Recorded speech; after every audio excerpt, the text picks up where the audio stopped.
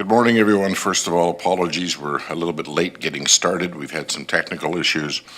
For the benefit of the directors and staff who are watching, the live stream right now is just featuring the live image of the boardroom. So it's showing, I think, 4 or 5 of us. I can't actually see that screen. But as chair and all the participants, we can see you all individually, so it's a WebEx meeting. Just so you know, the meeting is being recorded from WebEx, and the Hollywood Squares version, if you will be posted online when the meeting is done. So, but for now, the live stream just has the image of the room here. With that, I'd like to first of all start by acknowledging, as always, that we're gathered on the traditional and ancestral territory of Coast Salish First Peoples, and welcome you to this Committee of the Whole meeting for Wednesday, April 27th. And I'd like to call the meeting to order. First item of business is the approval of the agenda. Do we have any late items from staff or directors? Seeing none, a motion to approve the agenda as circulated. That's moved and seconded. All in favor and opposed, that carries. Ms. Harrison. Thank you, Mr. Chair. Next item is adoption of the minutes. Recommendation before you is that the minutes of the Committee of the Whole meeting of April 13th, 2022 be adopted. Motion, second. Errors or omissions? Seeing none, all in favor and opposed, that carries. Ms. Harrison. Thank you, Thank you, Mr. Chair. The next item, business arising, there is none, and then public input period. We do have one applicant online who is Gail Mitchell, and I will just admit. Gail is here. Oh, she's actually live. So no virtual ones. There are a few people in the gallery. Ms. Mitchell, come on up to the microphone and hit that little button to make that light. There you go. Now we can hear you. Go ahead. Thank you, Mr. Chair, directors, staff. Thank you for this opportunity. I'm Gail Mitchell. My mailing address is Gibbons Road, Duncan. My voting address is North Cowichan. And my sisters and I own a family property a few miles upstream from the Kinsall Trestle. I'm familiar with the existing parking area of Kinsall Trestle, and I understand there are some concerns about overflow parking on the adjacent roads. But I disagree with the plan to make a parking area within Taylor Park. I have read the staff report to committee and the report from Madrone Environmental. I realize you have a lot of information, and I'm sure you are aware of the shape of this park. I'm a member of the Cowichan Valley Naturalist, and a group of us with others undertook a very short bio-blitz, a treasure hunt, on a very wet Easter Monday.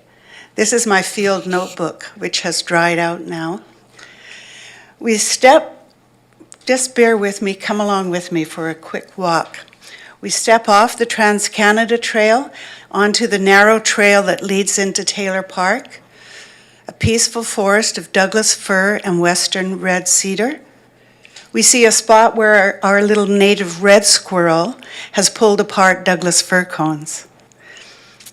An understory of Salal and Oregon grape, but there's more. Trillium, vanilla leaf, bleeding heart. We walk on finding hemlock, young grand fir, a grove of red alder. We've passed small creeks and wetlands with arum lilies. Some people call those skunk cabbage. Someone spots a tree frog, someone else a Pacific wren. We find a western white pine beside the trail and many other species of shrubs, herbaceous plants, and mosses.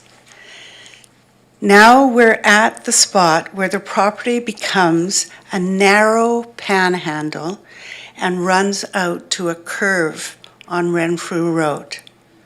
To our right is the stream. It's below us down a bank. We are at the corner with a neighbor's fence post, a very narrow strip of road, then a bank to the stream. very narrow strip of road. We can see part of the stream bed's gravel cobblestone. At this spot, the neighbor says, this is where I took this photo of salmon fry, coho fry, likely the offspring of those adult salmon which were carefully moved by volunteers from the Mill Bay and Area Conservation Society to ensure their ability to get up Shawnigan Creek and spawn. Coho stay in fresh water for a year, and thus when hatched, they move around to find suitable habitat, such as this little stream. So, salmon. Wetlands. Even those that dry out in the summer need to be saved. Amphibians need them, and we need them. Ma'am, Healing forests. You're running out of time. Okay. You are out of time. Therefore, I strongly urge you to consider alternatives to a parking lot in Taylor Park. Thank I you very urge you much. to go no further with the current plan. Thank you. All right. Any other public input, Ms. Harrison? Oh, Good afternoon, Mr. Chair, directors and staff. It's good to be back here. it's good to see your face, sir, face to face. On this morning's agenda, we will have our president of the Shawnigan Basin Society, Dave Mundy, give you a virtual tour of going through Taylor Park. Dave Just- Mundy is Just before you go any further, can you identify yourselves for folks watching online? Because all they're seeing is the back of your head. Of course, Mr. Chair. I'm Cliff Evans. I forget that everyone here knows me, but no one else does. Go ahead, sir. So I'm from Shawnigan Lake and a member of the Shawnigan Basin Society, as is Mr. Dave Mundy, who is a professional aquatic biologist, and he heads up a team of other doctors who are professionals in biology. We have 2 doctors who are biologists. We have another doctor who is a health science researcher. We have a professional agrologist on our team, plus a lot of other researchers. We work for nothing. We're all volunteers, and we foot our own bill pretty well. Dave will explain how the donators of the park and the CVRD are very passionate about preserving this park in its natural state to protect the environment. Dave and his team work very closely with Ken Gray from Mill Bay Conservation Society, whose team has manually transported 7,300 spawning salmon to the Shawnigan watershed. The Taylor Park has proven to be a very valuable coho spawning area that needs to be protected. Dave will explain to you what needs to be done to protect this very environmental sensitive area and what you can do to make it come true. Please vote option 2 to preserve our environment on CR5 today, or perhaps suggest a different alternative, but please preserve Taylor Park in its perpetuity to keep our environment intact. Thank you, Mr. Chair. Thank you, Mr. Evans. Any further public input? Seeing none, Ms. Harrison. Thank you, Mr. Chair. The next item on the agenda is delegations. We have Sarah Dent, Executive Director and co-founder of Young Agrarians and Agrarians Foundation, and she's here to make a presentation on Vancouver Island Land Matching Program. Ms. Dent, come on up to the, are you online or are you live? She is in the lobby, and I'm just admitting her now. All right, she's participating electronically. There you go. Hi, Ms. Dent, welcome. can't hear you. You're still muted. Nope. Nope.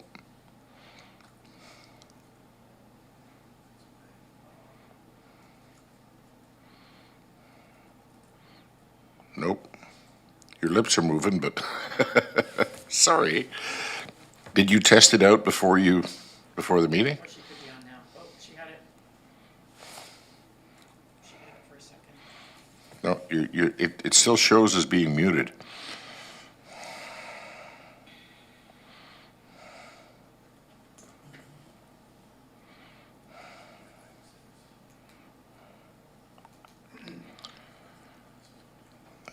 Is somebody has the host capability of this meeting? Can they unmute her? All I can do is send a request to unmute. Oh, We have two people on that presentation, is that correct? Correct. Okay.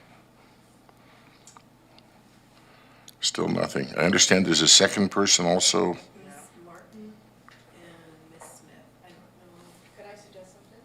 That we go to the next item and IT works with that? Yeah.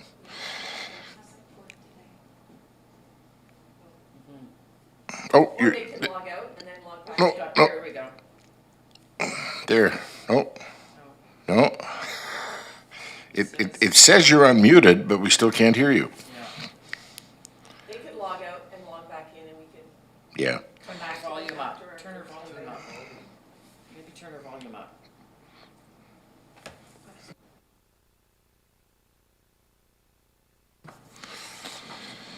All right. I think what we're going to do is we're going to forego this one for now. Oh, look at that, Sarah. You're here twice now.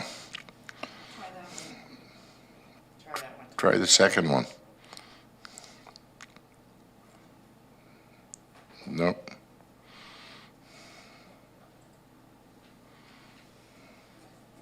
Nope, still nothing there. Ms. Dent, I'm going to recommend that IT reach out to you, or that you try to log back in and just completely log yourself out and come back into the lobby, and we'll move on to the next item on the agenda, and then we'll come back to you. Director Staples. Oh, can't hear her either. Can't hear you either, ma'am. Director Staples, can't hear you. I think we've got bigger technical issues than Ms. Dent. Could I get somebody else who's logged in remotely to just try to say a few words? Perhaps Councillor Toporowski, Director Toporowski. Can you unmute yourself and speak? No. Okay, we have no audio from any of the remote participants. This is a problem.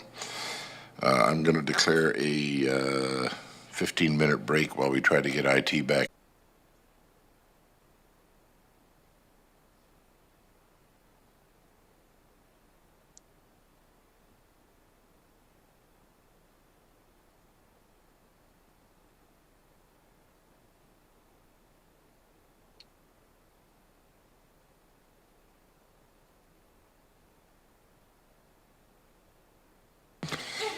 All right, folks, here's a brief update. I just spoke to our CAO, and I've consulted with Ms. Harrison.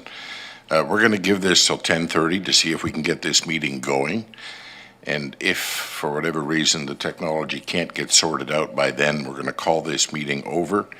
And the urgent stuff from this agenda, both the open and closed, will be bumped to the board agenda, and the non-urgent material will be put ahead to the next committee of the whole, or perhaps a special committee of the whole.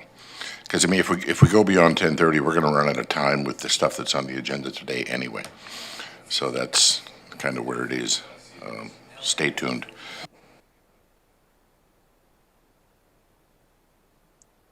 Oh, I was told I have to keep talking because IT wants to run a test and see whether or not things are working. I don't know. I'm assuming everybody can hear me. Yeah, we can hear you. Can you hear us? Turn your mic on and ask a question. Can I get in here? What's your question? If we end up deferring items to the board? Is that? Microphone off. It is off. We need someone on WebEx to see if they can hear you and respond back. Can the folks on WebEx hear us? We can't hear you, so somebody turn your, Yeah. Oh, no. Deborah says no. Oh, wait a minute. I can hear you fine. Oh, Can you yeah, hear okay. me? Can you hear me? Yes. Can you Okay. hear me? Al, did you say Turns the out the chair's a WebEx? popular guy. We got all these thumbs up going on. But I believe we still can't hear, we still can't hear the folks who are logged in remotely. Aaron, turn your mic on and yell at me. Oh, we can hear you. You just can't hear Hey, us. hey, I just heard Aaron. Al, are you there? Yes, Can you hear me, Al? yes, ma'am. So it's working. Well, good Okay, morning. it looks like we've got it fixed. Oh my God, we love you guys. Somebody go and give it the old Fonzie kick or something? Where's the damn gavel? I gotta call this thing to order. Turn it off, turn it on. Did you reboot? Thank you. All right, folks, it is 10:17. I'm gonna give everybody a minute to turn their cameras back on, and then we're gonna reconvene. Oh, you are naked. Oh, okay. I sent you a text because I didn't want to come to our meeting.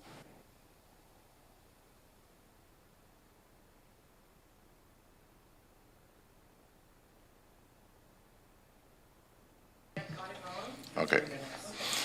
Okay, we are about to reconvene, and I think we've got the technology sorted out, so we're good to go. And we're going to back up on the agenda. We had one person who, in the middle of all this technology, came in a little bit late, so we are going to reopen public input for one more submission. Sir, come on up to the microphone, turn it on. Identify yourself. You have 3 minutes. Yeah, there it is. Go ahead. Oh, okay, great. So my name is Nathan Butland, and I'm a resident with my family on Glen Eagles, and so I'm speaking to the agenda item regarding phase one, I guess, of the Kinsel Trestle project. I just want to voice my strong support in moving forward, at least with the environmental assessment.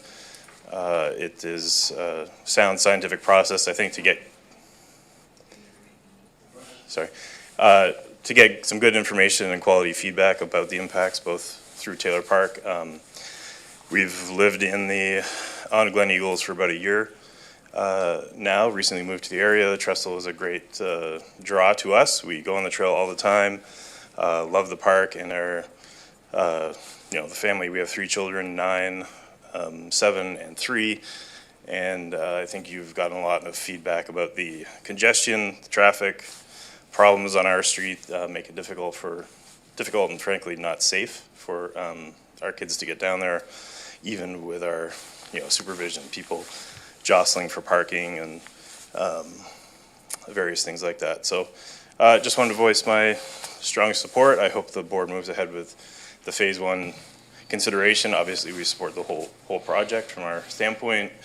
I sent Sierra an email with some of the folks we know in the neighborhood that live directly on Glen Eagles, as well as Brennan Hill. They are in favor as well, and they represent families with children, both who have lived in the area for up to 10 years, but also new transplants as well. So that's approximately 25 people, counting children and the extended family that enjoy the area.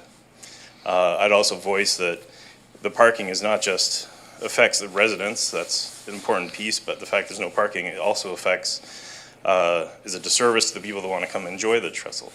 People come, can't find parking, have to turn around and go away, and the community has spent a lot of time and effort, as I understand it, restoring the trestle, making the trail accessible, and it's really unfortunate that people from close by or far away have difficulty enjoying it because the parking is so difficult. So I think with that's my nervous discussion here at the last moment. I guess it's not a question thing, but that would be my statement. I hope You did fine. Thank you, sir. Okay, no problem. Thank you. appreciated. I also want to applaud the board for getting the money in the first place. I know it was a lot of, money never comes easy, so. That wasn't the board. It's hardworking staff, but Yeah, thank you. Good enough. Thank you, everybody. All right. Okay, we will now move to delegations. Ms. Dent, are you in the room? And let's see if we can get it to work this time. Excuse me, Mr. Chair. Hi. Ms. Dent is having issues trying to connect to this meeting, but Ms. Martin is here. I'm just going to send another invite to Ms. Dent, but perhaps Ms. Martin could begin. Ms. Martin, welcome to the meeting. Thank you so much for having me. Look at that. We can hear you and everything. Great. Yeah, I'm sorry. Sarah apparently there's a message saying that it's restricted access to the meeting, so she's not able to log in, but I'm happy to start the presentation. Maybe she's able to join us. I'm just not sure how to share my screen. I have a little a presentation to share with you, so if someone's able to walk me through that, sorry. Do you have the little share button at the bottom of your screen beside unmute, stop Yes, video, and okay. share? See if we can do this.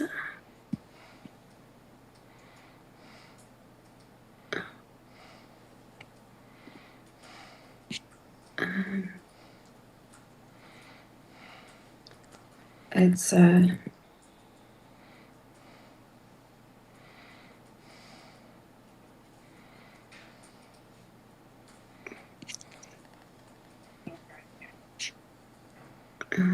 it's, oh gosh, okay.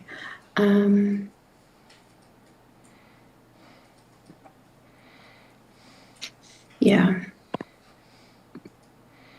It's having issues. The security and privacy of my computer is apparently not into this.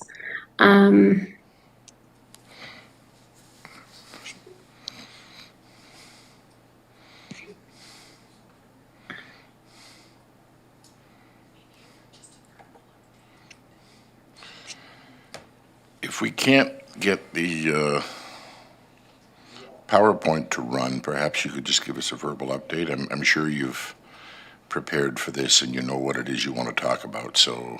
Sure. Yeah, Just sorry talk about that. it. Oh, no problem. Sure. Okay. We'll do it that way. Thanks for your flexibility.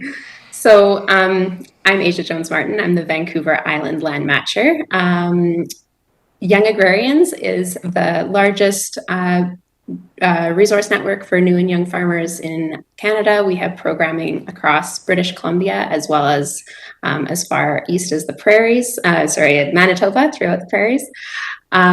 We have several pillars in our Grow a Farmer strategy: online engagement, educational events, business mentorships, land access transition, and apprenticeship training.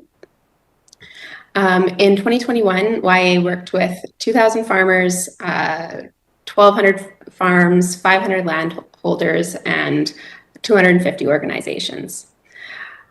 So the BC Land Matching Program is what we're here to talk about primarily today. And I just want to mention thank you to our funders. We're primarily funded by the province of British Columbia and then supported regionally, of course, by the Cowichan Valley Regional District, as well as Columbia Basin Trust, Bullitt Foundation, Regional Real Estate Foundation of BC, and Patagonia.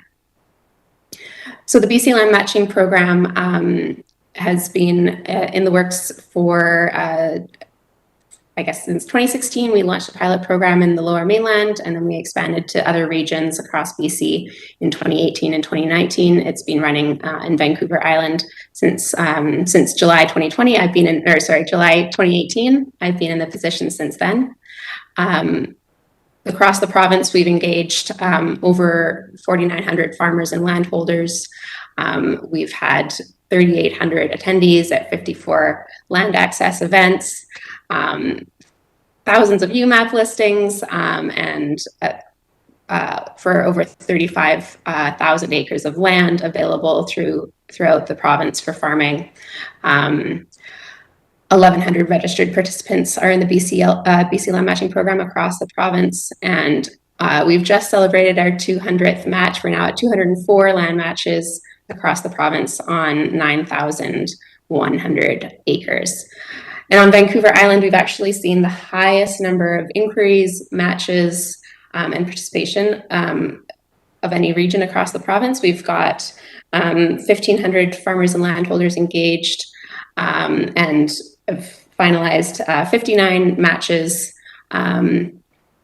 across the region on over 132 acres.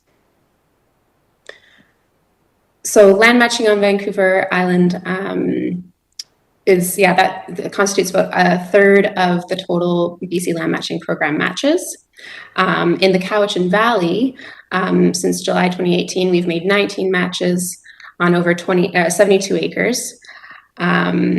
And that's a third of total Vancouver Island land matches have been in the Cowichan Valley Regional District, and about half of the acres of all matched acres in Vancouver Island region as well.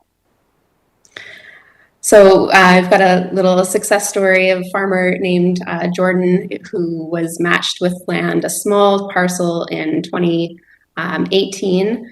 And then he quickly outgrew that space and decided he wanted to farm full time and really make a go of it. So he was in 2020, we matched him to 22 acres just in the Cook's Isla area. And his little testimonial here is the business development support the BC Land Matching Program offers really helps figure out what you need right off the bat and supports the growth of farm businesses. In order to farm, you have to have security, and a legal agreement is critical for this. The program helped bridge the gap between the landowner and farmer and provided structure to the agreement that took the stress and worry out of having to figure out the agreement. I'd absolutely recommend the BC Land Matching Program. Having the support is helpful and it gives a lot of peace of mind. Another story is a beekeeper named Andrew who has leased 2 parcels through the program, and he's looking for more spaces. He's got many bee yards across the Cowichan Valley Regional District. His testimonial is, one of the biggest challenges facing our bee business is finding rural and agricultural areas to place our hives. Asia was extremely helpful and assisted me in helping to find 2 locations. Matches are a perfect fit, and the land is very well suited to our bees. And we have a great working relationship with the landholders. I'd absolutely recommend the program to aspiring agriculturalists, whether they are established or brand new to the industry. It's been a real pleasure working with Asia and young agrarians, and I look forward to continuing to work with them in the future. And then regarding the economic impact of the matches we make, of course, the farms have a bigger economic impact on local communities than any other industry. According to Ontario Fair Finance Fund, if anyone's curious, economic multiplier effect is 1.6 to 3 times revenue generated by the farms. So if we estimate that a farm will earn about $1,000 in revenues in year 1, that's a very conservative estimate, but a good kind of starting point. 20 Vancouver Island land matches in 2021, 2022 would mean about $320,000 to $600,000 in economic impact in that last year. And the 3 CVRD matches in 2021, 2022 would have an economic impact of about $48,000 to $90,000 last year, just using that economic multiplier. Sorry, got a little dry throat.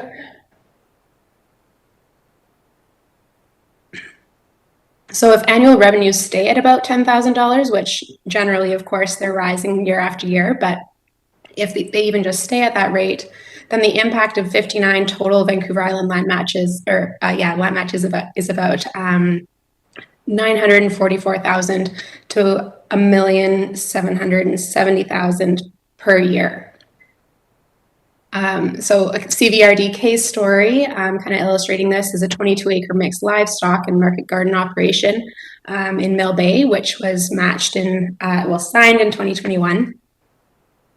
It had gross revenues of $165,000 last year, 5 seasonal employees, and the economic multiplier effect of that operation means impact in the local community is $264,000 to $495,000 in 2021 alone. So we're really excited to see the ripple effects of these farms throughout our communities.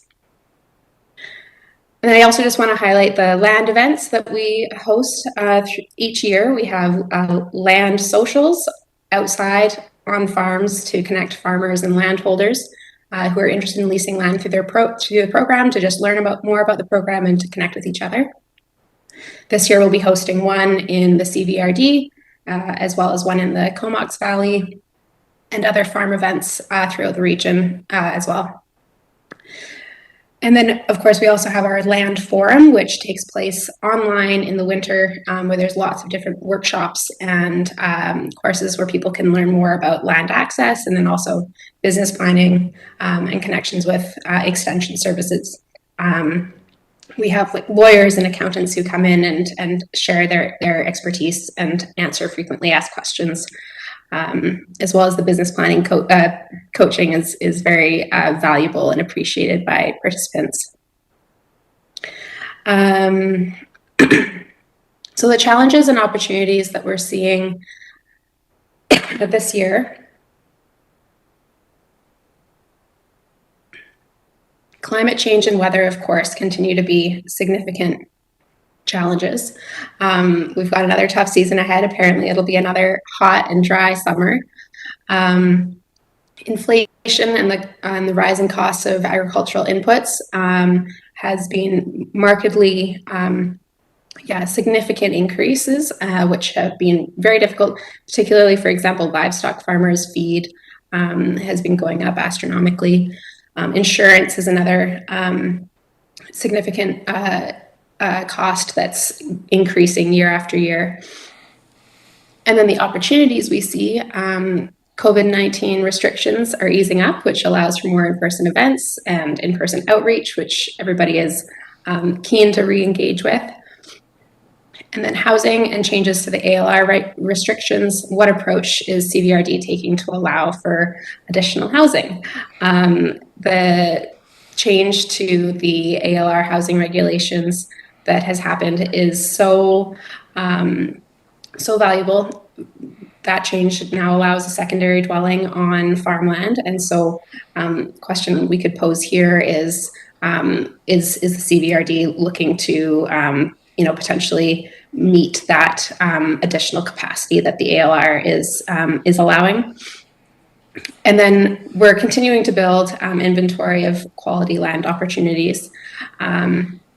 More and more large-scale, secure opportunities are coming on board each year, and it's just so exciting to see the growth in quality opportunities that's happening each year. Ms. Jones-Martin, you're pretty much out of time. Can we wrap up, or is Perfect that timing, is that that's the it. wrap up? Okay, thank you. Do we have any questions from the committee? Director Marsh. Yeah, first of all, thank you so much, Ms. Martin. We did get your PowerPoint, so we were able to follow along, and you did a great job. And so you're looking for an answer back in the future on what kind of secondary dwellings the CVRD is willing to put, and then I would suggest you'd want to also ask the municipalities who are members of the CVRD, because that might be slightly different. And I just want to thank you very much. It's amazing how much you've done in these last few years. And I'm particularly thrilled about the beekeeper. Because I'm just like out there, my trees are like going, where's the pollinators? Where's the bees? So I think that's a wonderful thing, a great contribution for all farmers in the region, as bees don't stick within electoral areas. They travel around where they can find the nectar and pollen that they need. So my question is, do you feel you're reaching the people, the majority of people with land that may be interested in having someone farm their land, and how do you address concerns they might have? How do you vet the farmers and help the landowners feel more comfortable? Yeah, so to clarify, addressing landowners' concerns about potentially leasing their land. Yeah,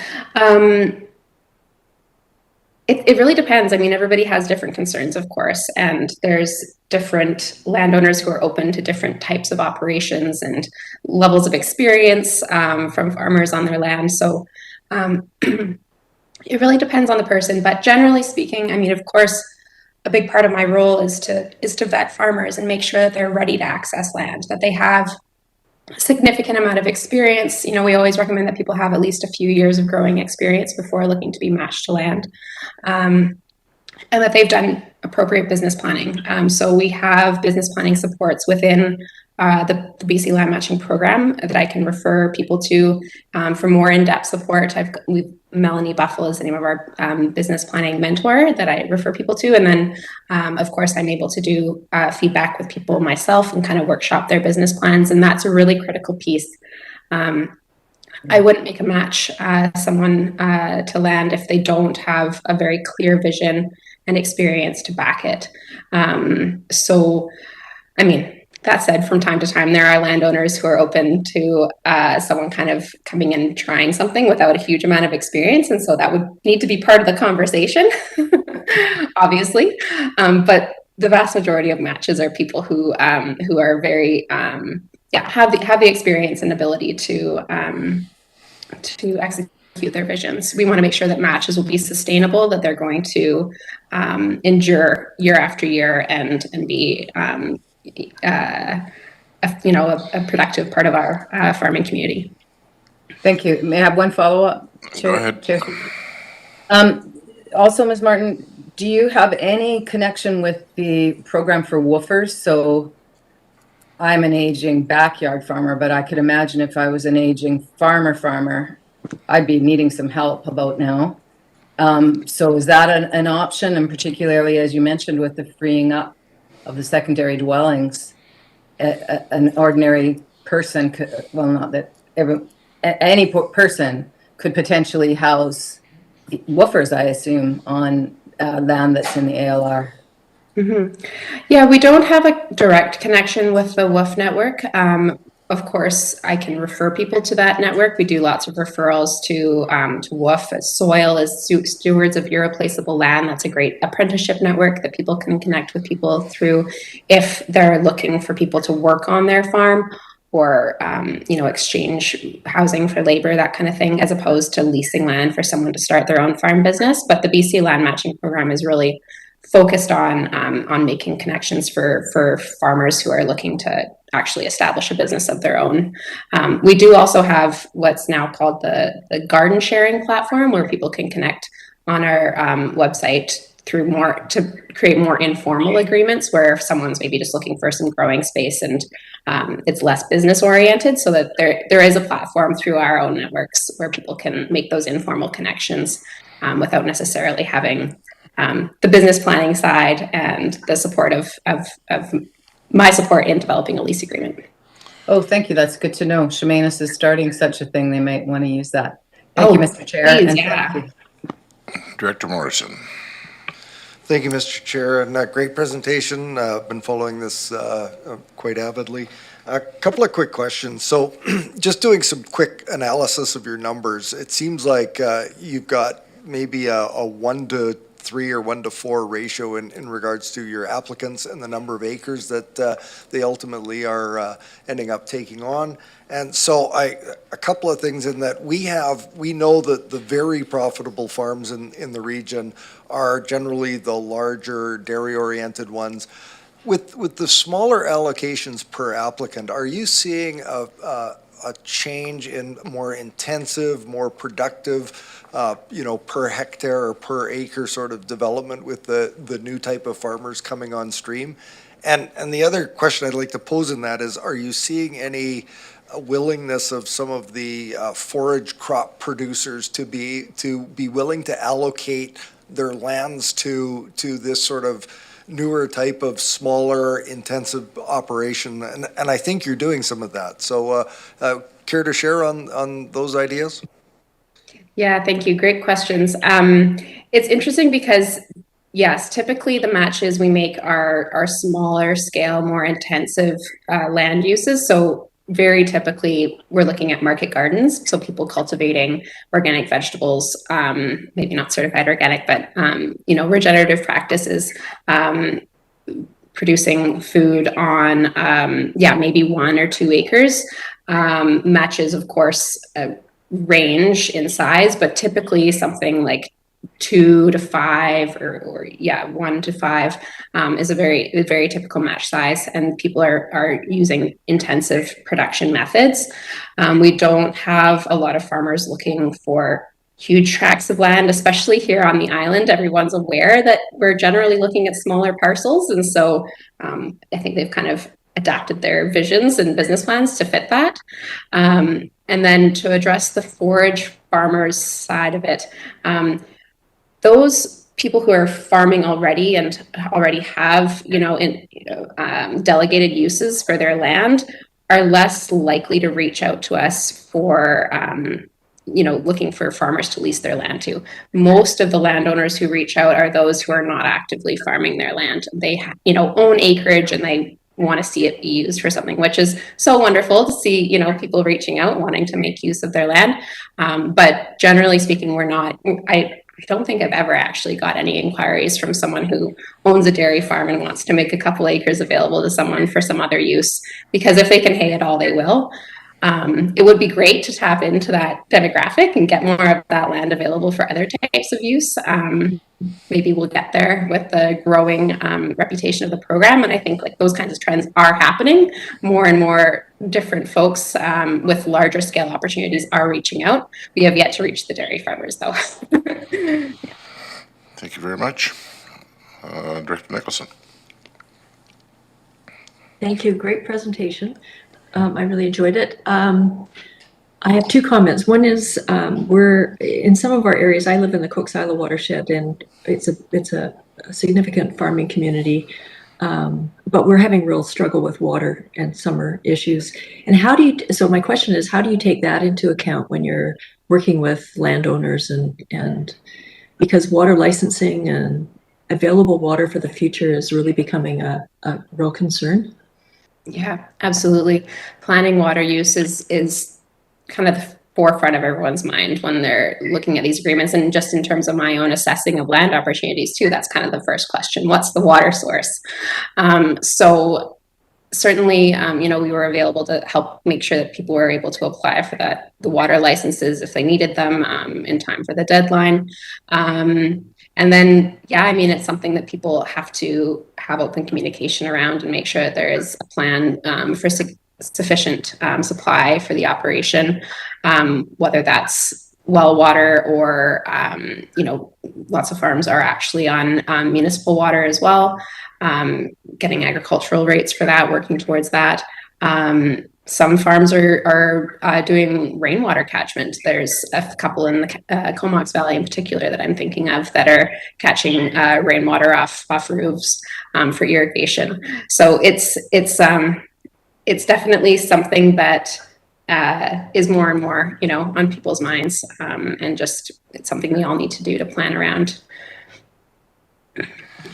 May I have a follow-up? Go ahead. On your issue about the housing and what the CVRD might be doing, we are actually undergoing a modernization of our official community plan and the policies around all our policies around the official community plan, and there's the senior planner who's Coralie Breen is undertaking a specific work on agriculture. You would be a fabulous resource for her. So I'm hoping that Ms. Cheroff can connect you, who's the general manager, and I believe she's on this at this meeting today. So maybe she could connect you with Coralie, because I think that would be really important for you to have input on what you think would be helpful on the policy front for agriculture. Thanks. That'd be wonderful. Thank you. Director Staples, is that your hand up or okay? Seeing no further questions, ma'am, thank you very much for your presentation. Very enlightening. Enjoyed it. And the virtual clap. Thank you so much for having me. All right. Ms. Harrison, our next presenter, I believe, is live and in the room. Am I right? That is correct, Mr. Chair. The next item is item D2, which is a delegation from Dave Mundy from representing the Shawnigan Basin Society regarding Taylor Park.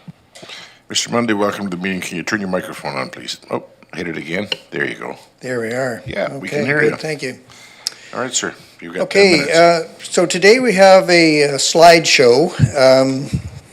It'll provide the background to Taylor Park. I'd like to thank Sean and Jennifer Taylor for compiling the information and putting the presentation together. Also would like to thank their son Coltan for his help with the ArcGIS mapping that was done. So the slideshow is actually automatic and narrated, and it runs for about 9 minutes. And then there are a couple of slides that I speak to, so it'll probably go over a minute or two. A minute or two, I'll give you some leeway, but if it goes beyond that, we're going to need a board motion. Okay. All right. Well, I'll keep it to that. All right. Go ahead, sir. It'll take me 10 minutes just to get this thing playing. Hope not. Let me figure this out here. Where's the mouse? You know Oh, I what? see on the- While you're trying to set that up, I'm going to entertain the motion now that we extend the presentation time by an additional 10 minutes. Not that you're going to need it, but that's moved. So moved. That's moved and seconded. All in favor?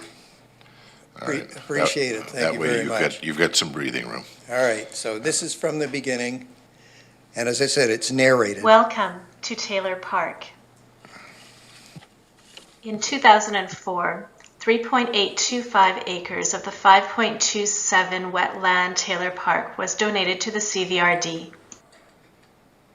Taylor Park was included in the Shawnigan Lake Community Parks and Trails Master Plan for families in the community to stop and take a break and have a picnic along the Trans-Canada Trail.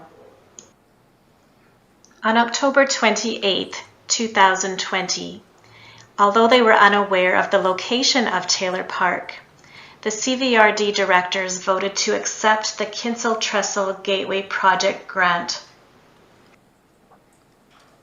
Taylor Park is located within the Shawnigan Lake watershed in the northwest corner of the CVRD's Area B.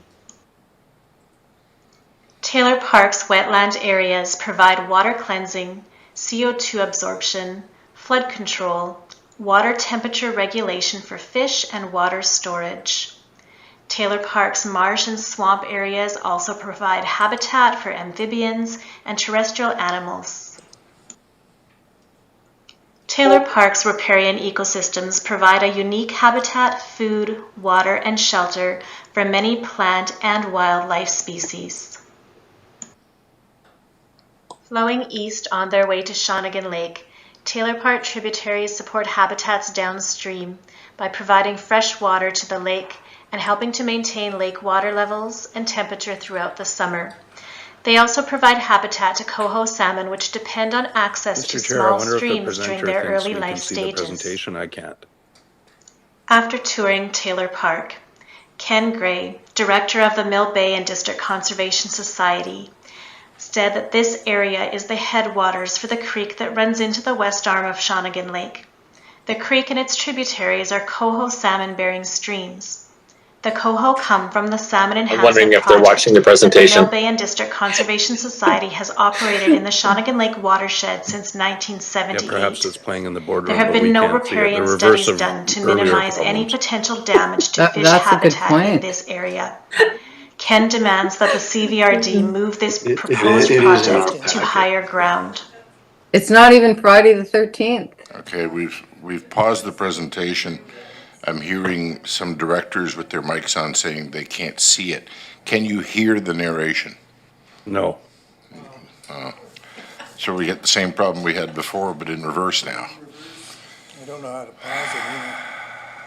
I'm going to give the Basin Society the same courtesy that we gave the agrarians. Can you run through your presentation without the presentation? Oh, hold on.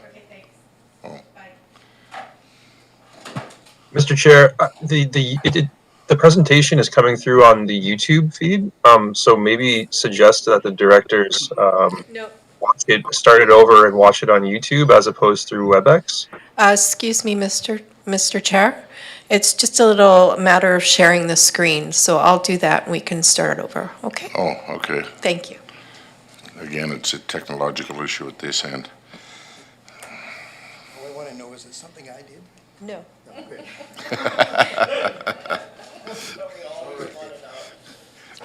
I don't know if you could hear it, but Mr. Monday just asked, is it something I did? And the answer was no.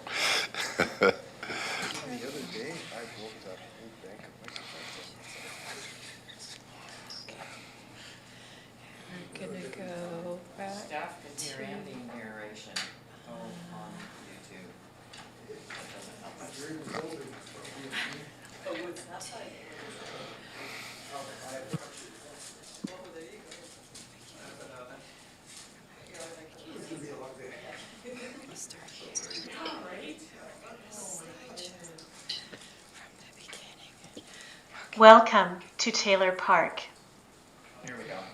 Can everybody hear that? 2004.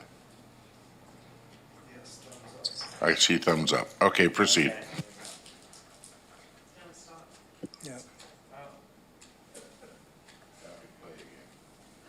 It just says okay here, share application.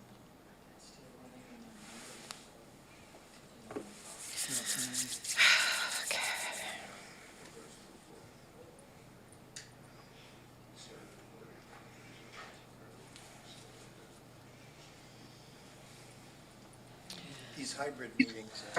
3.825 acres of the 5.27 wetland Taylor Park was donated to the CVRD.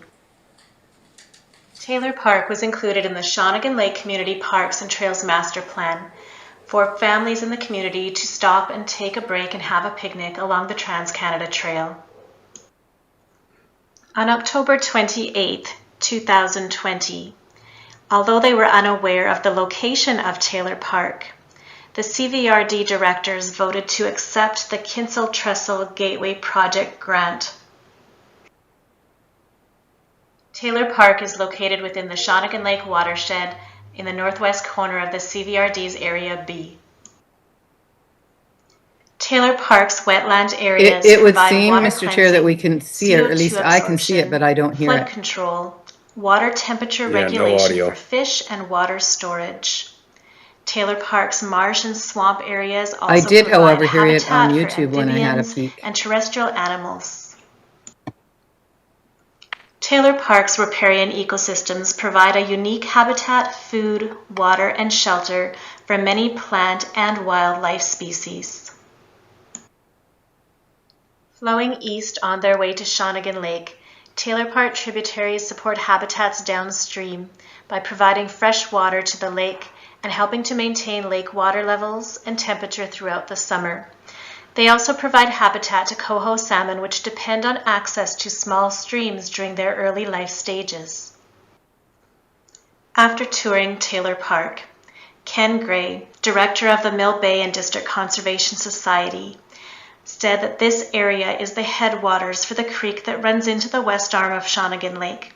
The creek and its tributaries are coho salmon-bearing streams.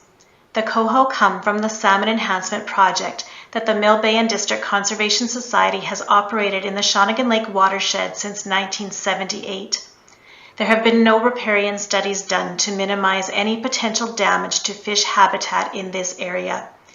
Ken demands that the CVRD move this proposed project to higher ground.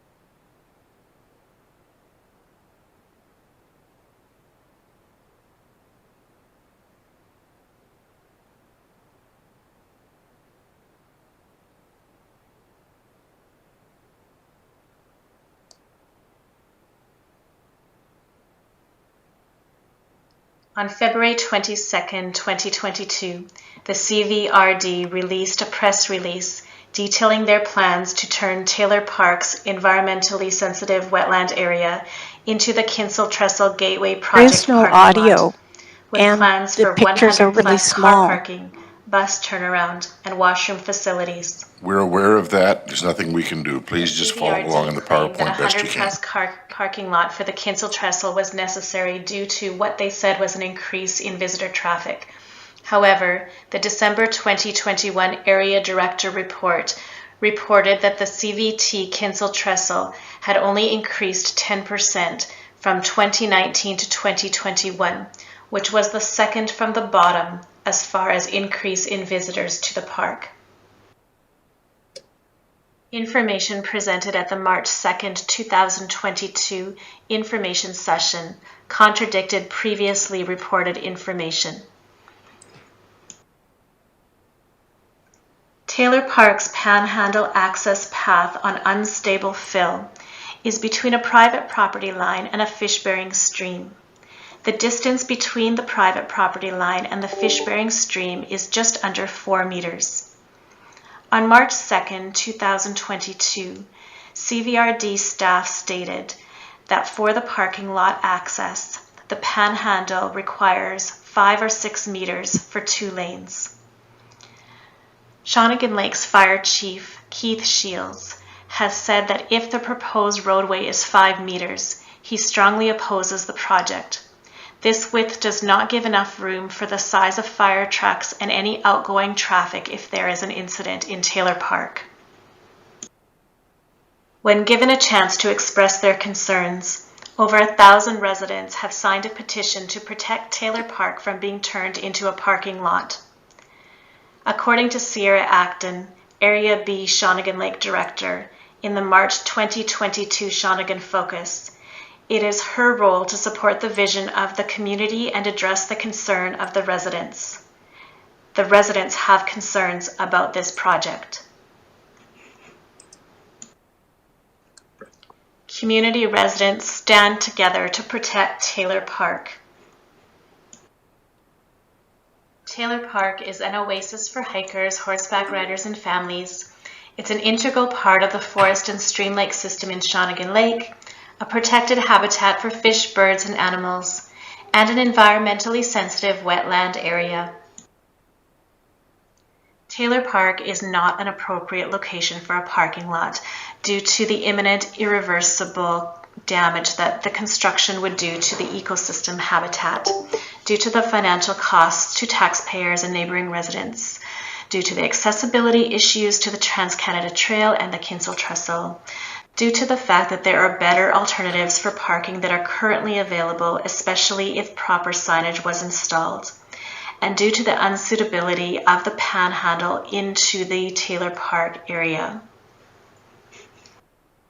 As we look towards 2050 and beyond, the Cowichan Valley Regional District is preparing a new strategy for a region called the Modernized Official Community Plan. Now, there are tons of things to consider when putting together a plan like this, so we've organized them into 8 policy goals. Here's one of them. We live in a place that is rich with natural beauty, which is central to the character and lifestyles in our region. These natural areas play a crucial role, providing critical habitats for many species and key benefits for human beings. Rich soils provide fertile lands for growing food. Forests help purify the air, and the health of lakes, rivers, aquifers, and wetlands is directly linked to the quality of our water. But with increased human development, invasive species, and climate change, we risk degrading and even losing these assets. The health of our natural environment underpins the economic and cultural well-being of the Cowichan Valley. So how do we protect and enhance our natural assets? To learn more and to take part in the conversation, visit planyourcowichan.ca. As elected officials, consider the environmental importance of Taylor Park. Determine an alternate location for the Kinsel Trestle Gateway Project parking lot.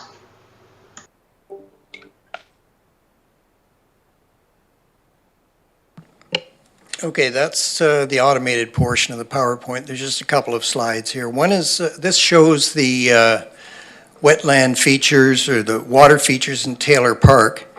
They're generally fish-bearing and permanent, and the vegetation is generally considered type 1. Which is trees and riparian covers. So the riparian area protection regulation provides a simple assessment process to determine area to protect during construction and operation. So in this case, you would require a 30-meter buffer on these fish-bearing waters. So when you apply that buffer, which is the pink, I'm colorblind, but I'm pretty sure that's pink, orange, you can see that the Taylor Park property is pretty much 100% covered by these protected buffers. So there are processes that a QEP or a qualified environmental professional could employ to reduce some of the buffers around marshlands as opposed to the fish-bearing streams. However, as Ken Gray of the Mill Bay and District Conservation Society indicated, we need to move to higher ground. So these pictures were taken last week, and this is indicating the marsh characteristics of the Taylor Park area. A significant portion of the park is now covered in blooming arum lily, I'll use that term, which is an indicator species for wetlands. So anyway, thank you, and I trust that you'll consider alternative locations for Kinsel Trestle parking lot. Sir, we thank you. If you could turn the presentation off. Oh, Ms. Harrison's going to run over there and do Yes. that. Because that way I actually get to see. You don't do anything wrong. I get to see everybody's faces, and we'll see if there's any hands raised for questions. This issue will come up, of course, later in the agenda. Director Acton. Well, I just wanted to say thank you for bringing all of these concerns to us. And I guess if any of them haven't been considered, then now staff is hearing your report. And it, as you know, it is on the agenda. So if it does go to the next level, that this would be, I would encourage staff to accept this as input for the environmental professionals. Mm-hmm. And yeah. As I said, my thanks. simple assessment is preliminary, and then you can do a detailed assessment, which would give you a little different result. But I think in the bottom line is there's a lot of issues there. Yeah, so thanks for bringing those to us. Thank you. Director Wilson. Oops. Thank you, Mr. Chair. Dave, how you doing? That's good. Good presentation. Just a shame they couldn't hear the audio, but never mind. I understand that there was a petition created to voice concerns about this project. Do you know how many signatures are on that petition at the moment? Yeah, the current count's about 1,197. Hang on a second. Just how many? 1,197. Okay, thank you very much. Yeah. And how many of those are from the Shawnigan region? I always find it interesting that some of these petitions can be signed from all over the place. Yeah, that's an interesting point. I can't answer that question. Okay, thank you. Not seeing any other hands, so thank you very much, Mr. Monday. Appreciate it. Sorry for all the technical glitches. I'm glad we got the motion early to give you the extra time because it turned out we needed it. So thanks very much. All right. Normally I would take a break here, but what's the consensus? I think we want to push through because we got some heavy stuff. So let's at least get partway down into the R section, and we'll continue. Ms. Harrison. Thank you, Mr. Chair. The next item is reports, and item R1 is a report and presentation from the General Manager, Community Services Department regarding Regional Recreation Facility Use Analysis 2021 to 2022. And it's here for information. Mr. Elzinga, I see you've popped up. Welcome to the meeting. Thank you, Mr. Chair. I do have a brief introduction here. Welcome, or good morning to the committee. This report's anticipated to lead off a series of reports on regional recreation. And of course, we're following the board's direction to proceed to a referendum this October on a usage-based recreation facility funding model. So this report is provided for information. The percentages presented will inform the report on financial considerations that we anticipate at the May 11th Committee of the Whole meeting. Mr. Brian Johnston of RC Strategies will go over some of the highlights. We'll do it briefly. We're aware of today's challenges. Along with us today are Kim Little from South Cowichan Recreation and Don Stewart of North Cowichan Parks and Recreation, as they were instrumental in the process of data collection, along with obviously many others. So Mr. Brian Johnston is here of RC Strategies. Brian is an expert in the field of recreation, and many of you may know Brian from his decades of work in Cowichan. So I'll leave it at that, Mr. Chair, and I'm going to turn this over to Mr. Brian Johnston. Mr. Johnson, welcome to the meeting. I'm not seeing your video pop up yet. Can you turn your camera on, sir? Mr. Johnson, are you there?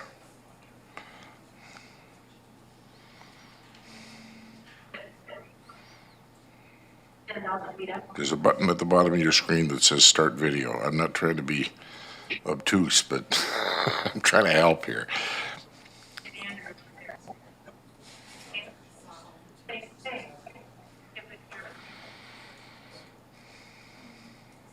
Mr. Elzinga, suggestions? Help me out here. I would look to Ms. Harrison to see if Mr. Johnson's in the waiting room and whether he's admitted. Ms. Harrison, is Mr. Johnson in the waiting room? Oh, she's still trying to get rid of the Shawnigan Basin Society PowerPoint that's still up and streaming.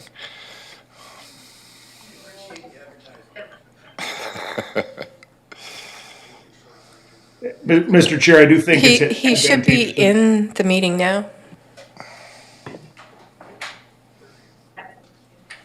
Oh, there he is. Mr. Johnson, well, the first time I saw you was about 12 years ago. You've been at this a while. Welcome back. Thank you. We'll keep doing this till we get it right. Do you have a PowerPoint for us, or is this just an oral presentation? I was going to share my screen, but really I can do this without, I think, just in summary fashion out of respect for your time, if that works. Why don't we do that? Given all the technology that we've struggled with today, let's not share any more screens for now unless we absolutely have to. The floor is yours, sir. Go ahead. John, have you already introduced? Yeah, I have, Brian. I've turned it over to you. I've just said that Don Stewart and Kim Little are available for questions, as well as yourself. Great. Thank you. Okay. So this is the third time we've done this analysis. We've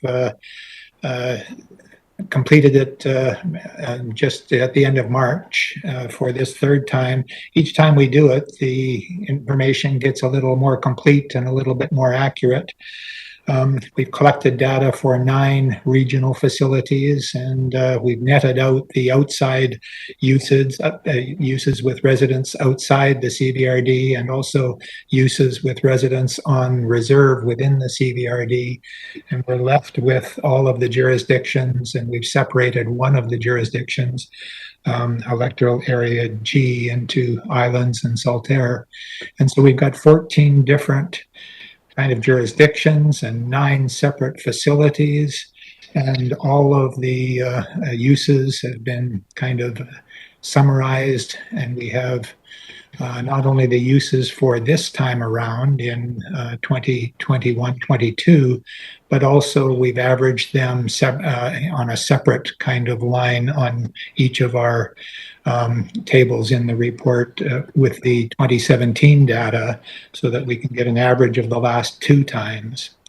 I think that in summary, you should feel confident that the information is reliable and valid.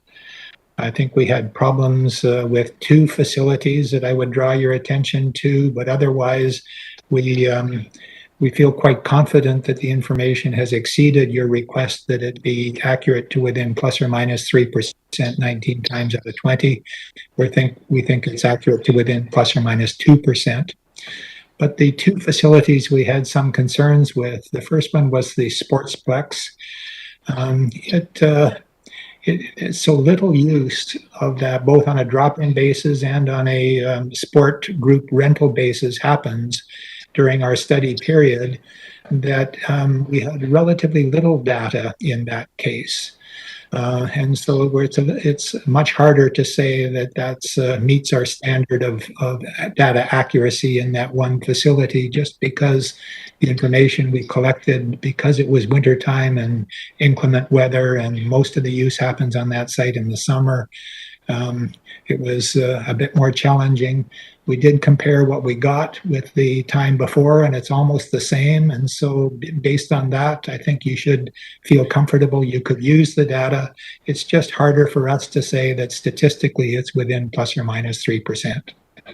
And the other facility we had some issues with was the Performing Arts Center. During the study period, fall of last year to spring of this year, there was no paid performance use of that facility for us to gauge. And typically we would get residence addresses for all ticket holders that come to view an event there. but with no use, that left us kind of with a problem to solve.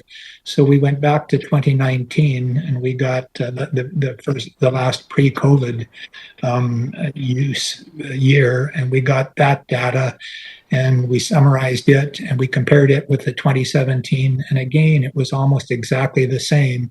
And so we think that that lends validity and reliability to the data, even though we couldn't comply with your request to get 2021, 2022 data at the Performing Arts Center. There just wasn't any use to measure.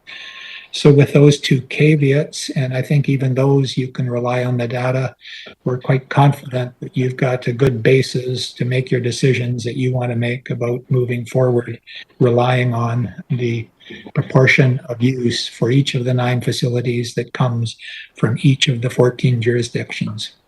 I think I'll just stop there. Thank you, Mr. Johnson. Any questions? I mean, I think we all have, and I'm going to suggest we just go to staff with this.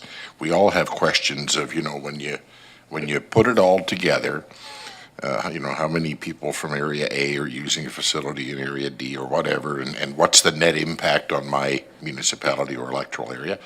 I really don't think this is the appropriate place to do that. If you need those numbers from staff, I think staff is available to do that. Otherwise, we'll be here all day talking about those specifics.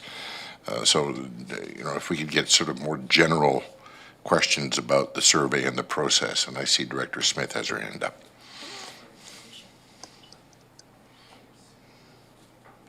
Director Smith. Thank you. I really appreciate that Area G Gulf Islands was separated from Area G Saltaire. It definitely shows a clear indication that the Gulf Islands are not participating in the usage of these 9 facilities. I did have a bit of a question.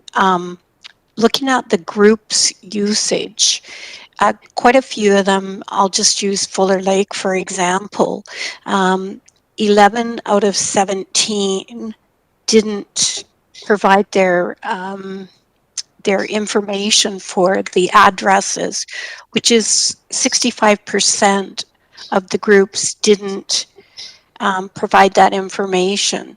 And is there any way, and the same, there was also with Frank Jameson, like a 53% that didn't provide information of the groups. So how do we know how that impacts? Because that means then that it's not 100% accurate, and the 2% difference in those areas. I mean, I could bring up all of them, but those were 2 examples. I just was wondering, how do we know where we're going with that on this? Thank you. Who wants to take this? Mr. Johnson, Mr. Elzinga? Go ahead, Brian. I'll take it. Thank you. The good question. I think the question is more applicable to Fuller Lake because a higher proportion of the Fuller Lake facility is used by rental groups, and therefore a high proportion of all of the use is by rental groups. And so when we don't have all of the rental groups reporting, it does call into question this concern. So I think it's a very accurate concern, Director Smith. But we took some comfort in the fact that most of the largest of the groups were able to respond. And so when we get good data, for example, from minor hockey, one of the largest groups by far of the facilities, and we don't get responses from some of the groups that use the ice very little in Fuller Lake, we take more comfort, so that even though the proportion of the groups is small, the proportion of the users is high.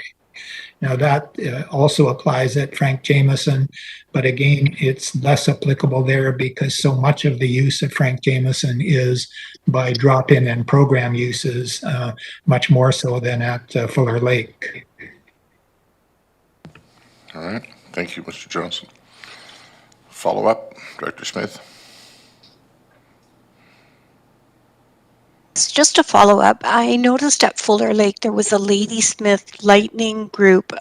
I I mean, one of the things I thought with the data is with each of the names that didn't provide the information, it would have been beneficial to know if they were like, whether they used the facility once a week or whether they were from Port Alberni. Some of those things might have twigged that, okay, we know if they're from Port Alberni, we aren't going to consider them into this information. But when you see one that says the name Ladysmith on it, it's like bingo. Where did this, how did this group fit into this? Was it just once or do they come weekly? Thank you. And so what we did with all of the groups was we cross-referenced the uses by groups that we did get data from with how many hours they used the facilities and which facilities they used, and then looked at all the contractual data. So we could go back to that contractual data and answer that question. It would take some work to figure out how many uses each of those non-responding groups used it, but we certainly can tell you how many uses all of the responding groups used it, because that's the data that we analyzed. Director. So if that's needed, we can get that for you. Thank you. Director Morrison. Thank you, Mr. Chair. And I must say that in my reading over the last few days, this report probably took me the longest. Didn't expect that when I was elected that I'd have to be an amateur statistician, but still very, very informative report. And Brian, it's been a lot of years that we've gone through exercises like this, and almost hard to believe we're at this place here now. I guess what I'm looking for is, I looked for the anomalies, I looked for the differences in the more recent stats, looked at the previous stats, and my very, very amateur analysis was that there weren't a lot of things that were standing out significantly. So really what I'm looking for from you, and I have a question that staff as well, is can you look to us and tell us that this is a very reliable set of data without us having to dig into those anomalies, that we can confidently go forward to the public in the fall and say, we've done the analysis. These are fair representations that we can base. Of course, we have the financial data that has to go with it. And my second question, which might go to Mr. Elzinga, are we still looking at that 2% plus or minus threshold for the fiscal participation from areas similar to what we based the previous calculations on? Thank you. So I'll take the first one, perhaps. Sure. The short answer to your question is yes, you can rely on this data. I would say not only should you rely on this data as very accurate, I would also say that you could spend 10 times as much money and time and effort trying to make the data more reliable without much gain at all. I think that this is just about as accurate as you can get this kind of data, and we're approaching the point of diminishing returns. So if the public were to say to me, can we rely on this? I would say you should rely on this. It's as good as we can get. Mr. Elzinga, to the 2% threshold. Yeah, thank you, Mr. Chair, and through to Director Morrison. So I will inform the committee that there is a separate process ongoing financially with the finance managers of the municipalities, as well as obviously the finance division of the CBRD. And we're collecting financial information. Today, I can't tell you what the percentage of use impacts are financially. That work is ongoing, and we are planning on presenting that work in 2 weeks. So I anticipate very accurate financial data. So I think I have to leave it there, Director Morrison. Follow up? No. Okay. Any other hands? Oh, Director Martman.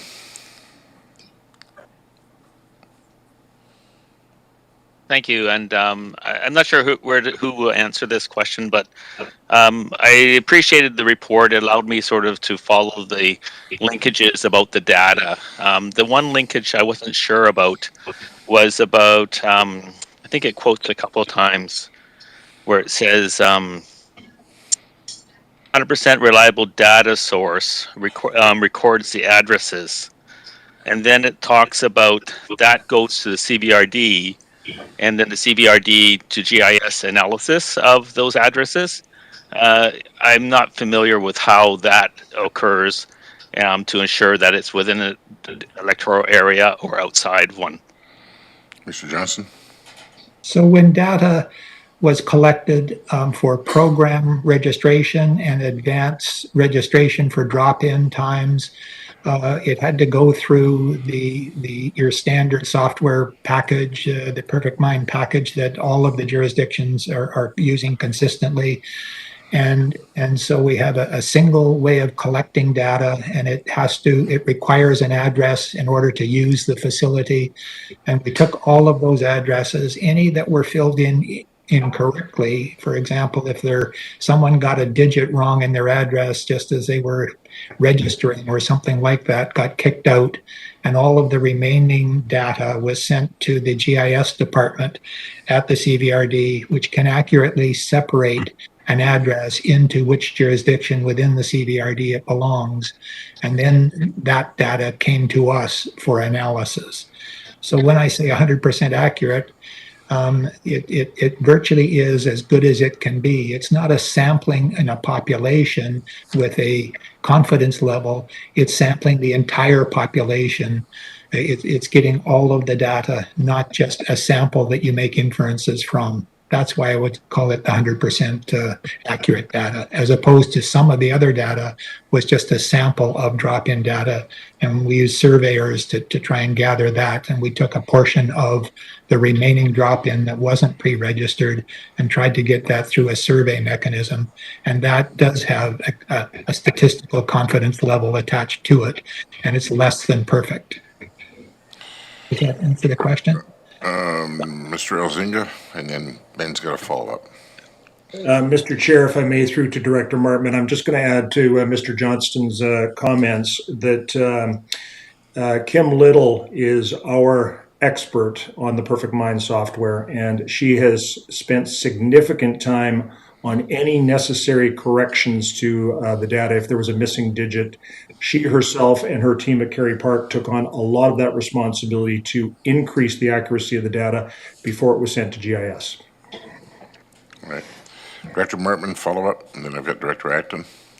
Thanks. And so the question is actually to the CVRD then in terms of the GIS address verification. And how is that done through a GIS process to ensure accuracy?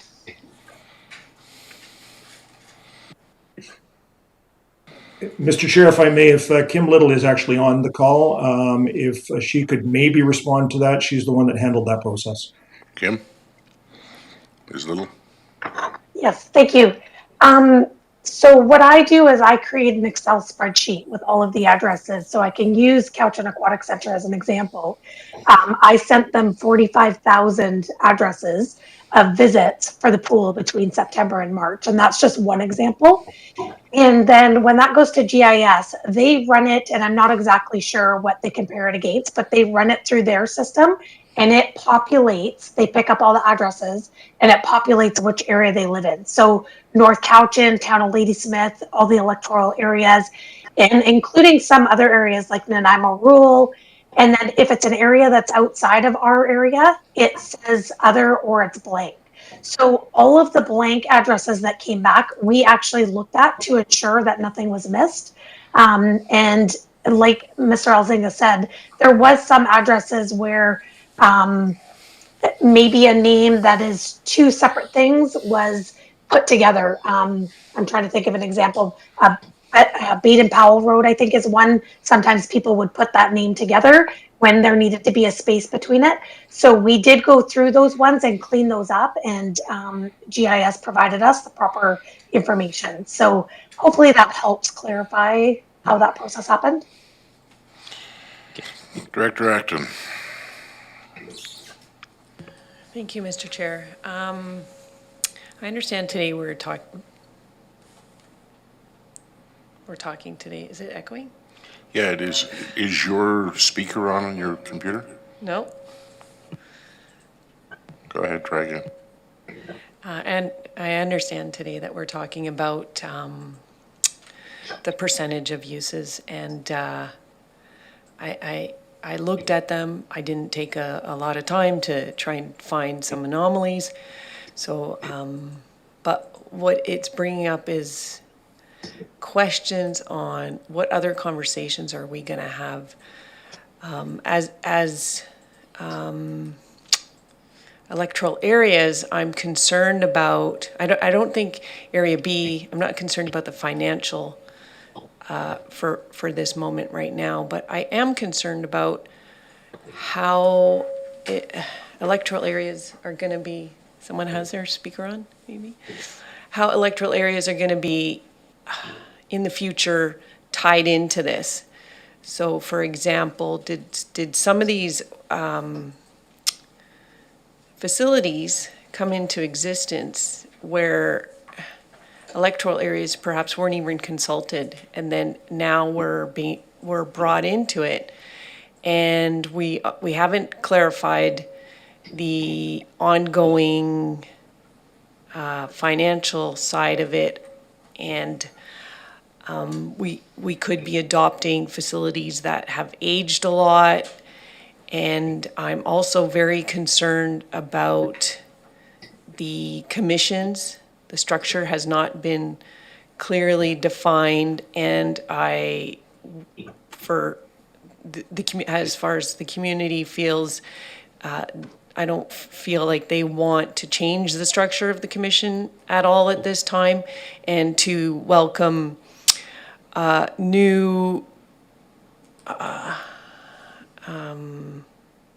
commission voices without, I'm not sure how, we haven't defined, well, if electoral areas are paying into a new facility, will they have a voice in the ongoing structure or items that happen at that facility as we are used to?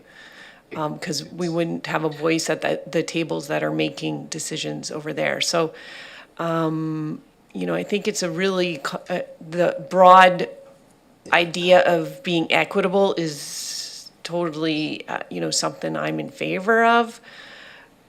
Although it is leaning a little bit to the American way of thinking of user pay and I think, but anyway, that's probably my own, bringing my own thoughts into this.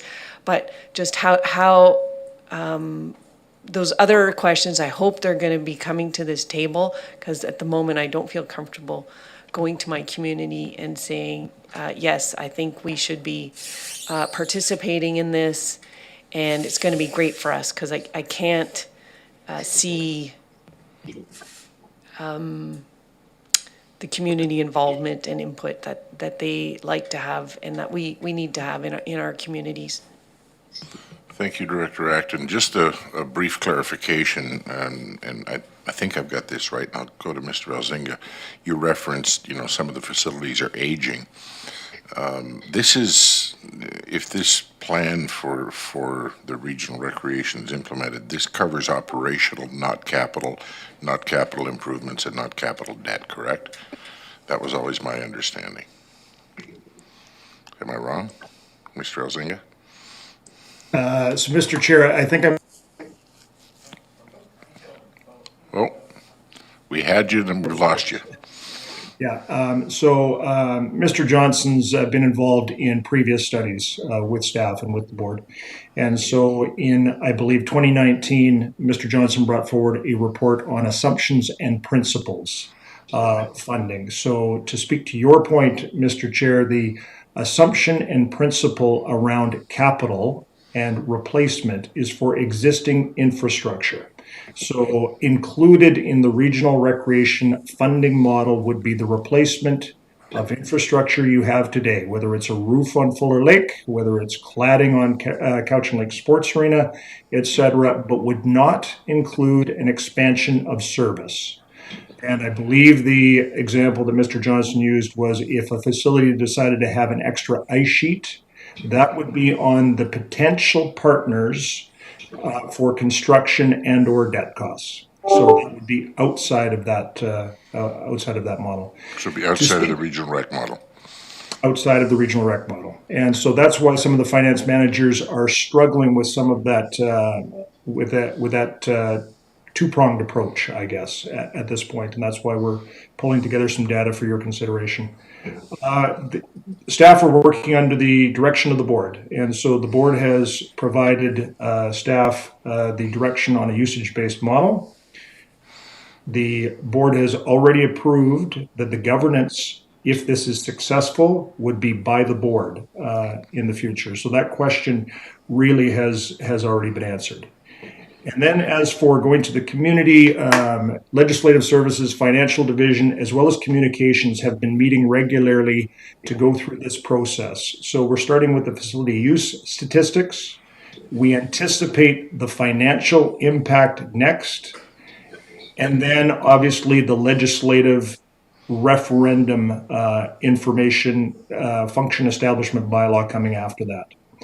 And after that will be an extensive communications program. We've been in contact with our communications team, which we would anticipate starting in June or July. Thank you, Mr. Elzinga. I see Director Acton raise her hand again. I'll give her a supplemental, and then we'll go to Director Yanadinardo. Thank you. Well, just a follow-up on, I think there was a bit of a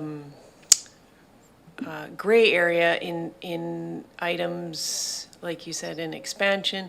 So if the facility decides they want to have bleachers, where it wasn't before, so then how do we solve all those things? And then does the community get a say in those? And so the governance piece that would finally come to the board, my understanding is, yes, like the facilities that already come to the board would have a final decision, but not the municipality facilities that are already functioning, maybe only when it's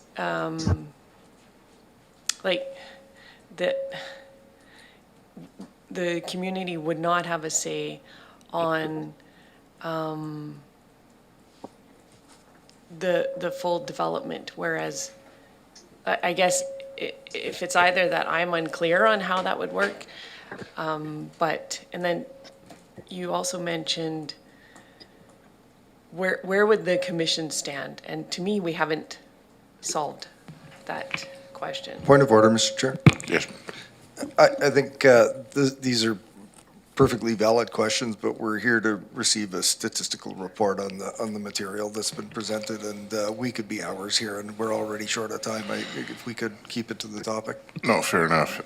Director Acton, those questions, as Director Morrison says, are legitimate, but probably for a future meeting. So, Director Yanadinardo.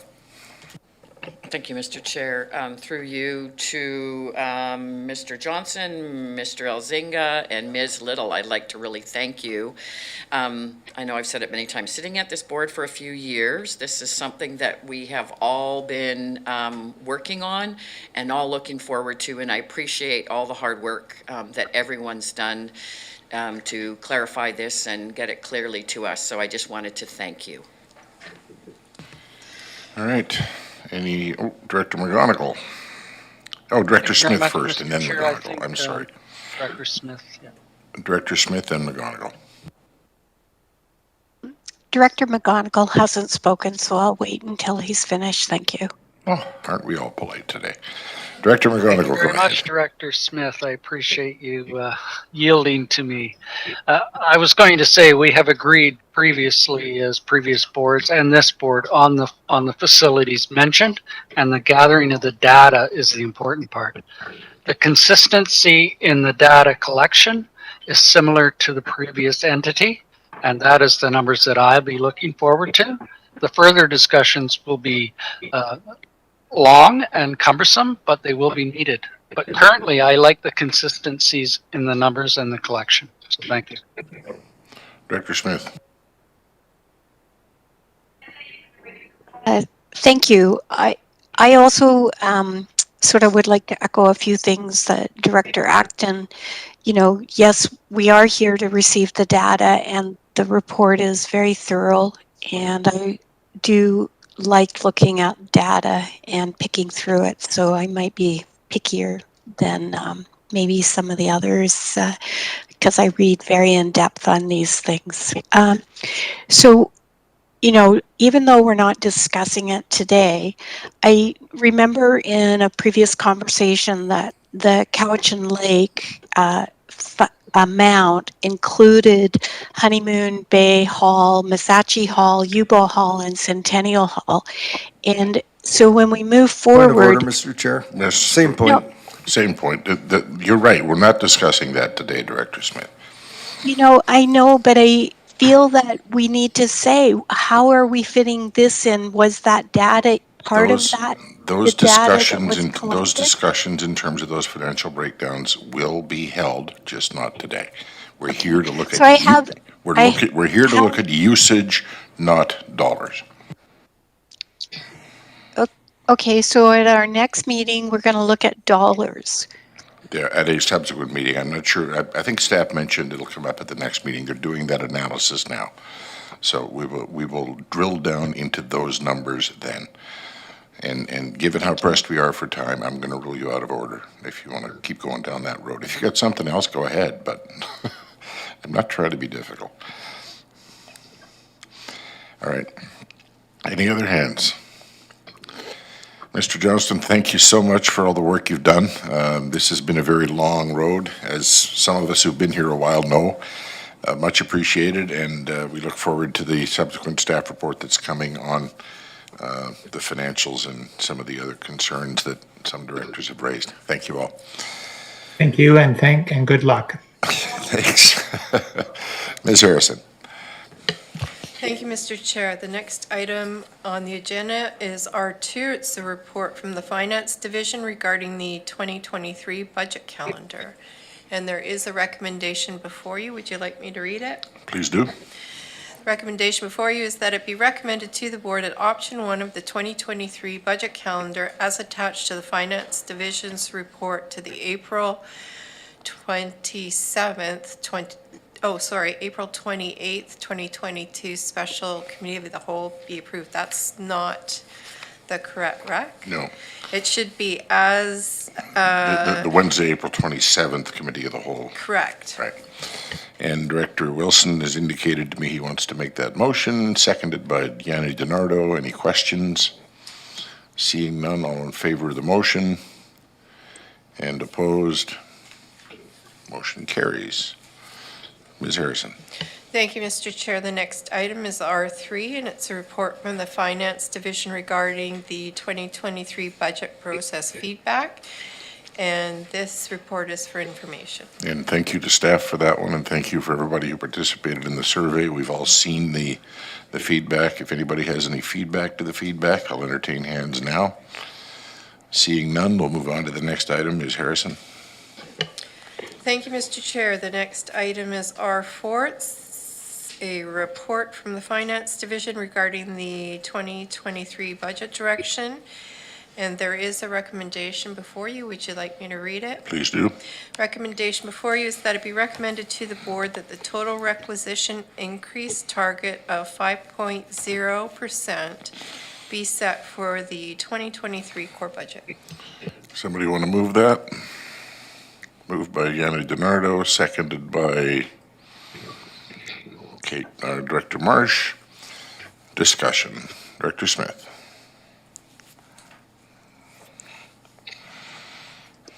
Thank you. I am unable to support a 5% increase. We are still going through COVID. Director Smith, we can barely hear you. Can you move your headset a little closer? Okay, go ahead. I apologize. I am unable to support the 5%. I feel that we're still struggling with the COVID after, and whether we're finished with COVID or not, there's a lot of economic impacts that are going on with other parts of the world and supply chains and availability of workers. I think that 5% is not something I can support. I might be able to support a 3% that we did last year, but 5% is not something I can support. Thank you. Director Wilson, then Acton. Yes, thank you, Mr. Chair. I can't support this one either. It's far too much given the present circumstances. But can I ask where this figure of 5% came from and why it was set at 5%? So somebody from finance want to answer that? It's in the report, but just for Yeah, it may be in the public report, but record. I'd like to the No, public just- to hear the reply, please. It's fair enough because folks who might be watching the meeting haven't read the report. Finance? Through the chair to Director Wilson. Through the chair to Director Wilson. This is made up of a couple of decisions that were made through the 2022 budget process. Operating reserves, as well as some decisions that were made, resulted in a 2.29% increase to the 2023 core. When you combine that with the projected increase, which was core that was brought forward in 2022, was a 2.4% increase. And when you looked at that in comparison to CPI and other increases, that results in a 4.69% increase, which is why we came up with a 5% recommendation for core. Thank you. Go ahead, follow up, Director Yeah, Wilson. thank you, Ms. Rayner. That's great. And I'm sure you understand that I wanted the reply to go out to the public as well, rather than them reading the reports. That was the reason for asking that question. Excuse me. One of the other things that comes up is that this board needs to look very, very seriously at the amount of services that we provide. At one of the MFA meetings that I went to recently, I spoke with a lot of other councillors and directors from other areas. They are absolutely amazed at the number of services that we've got compared with what they have in their areas, even though they are as big as well. We need to look carefully at the finances. We need to look very carefully at what we are providing and whether they are absolutely necessary or not, so we can get these figures back down again. Thank you. Thank you, Director Wilson. Director Acton, I had, and then Nicholson and Markman. Director Acton. Thank you, Mr. Chair.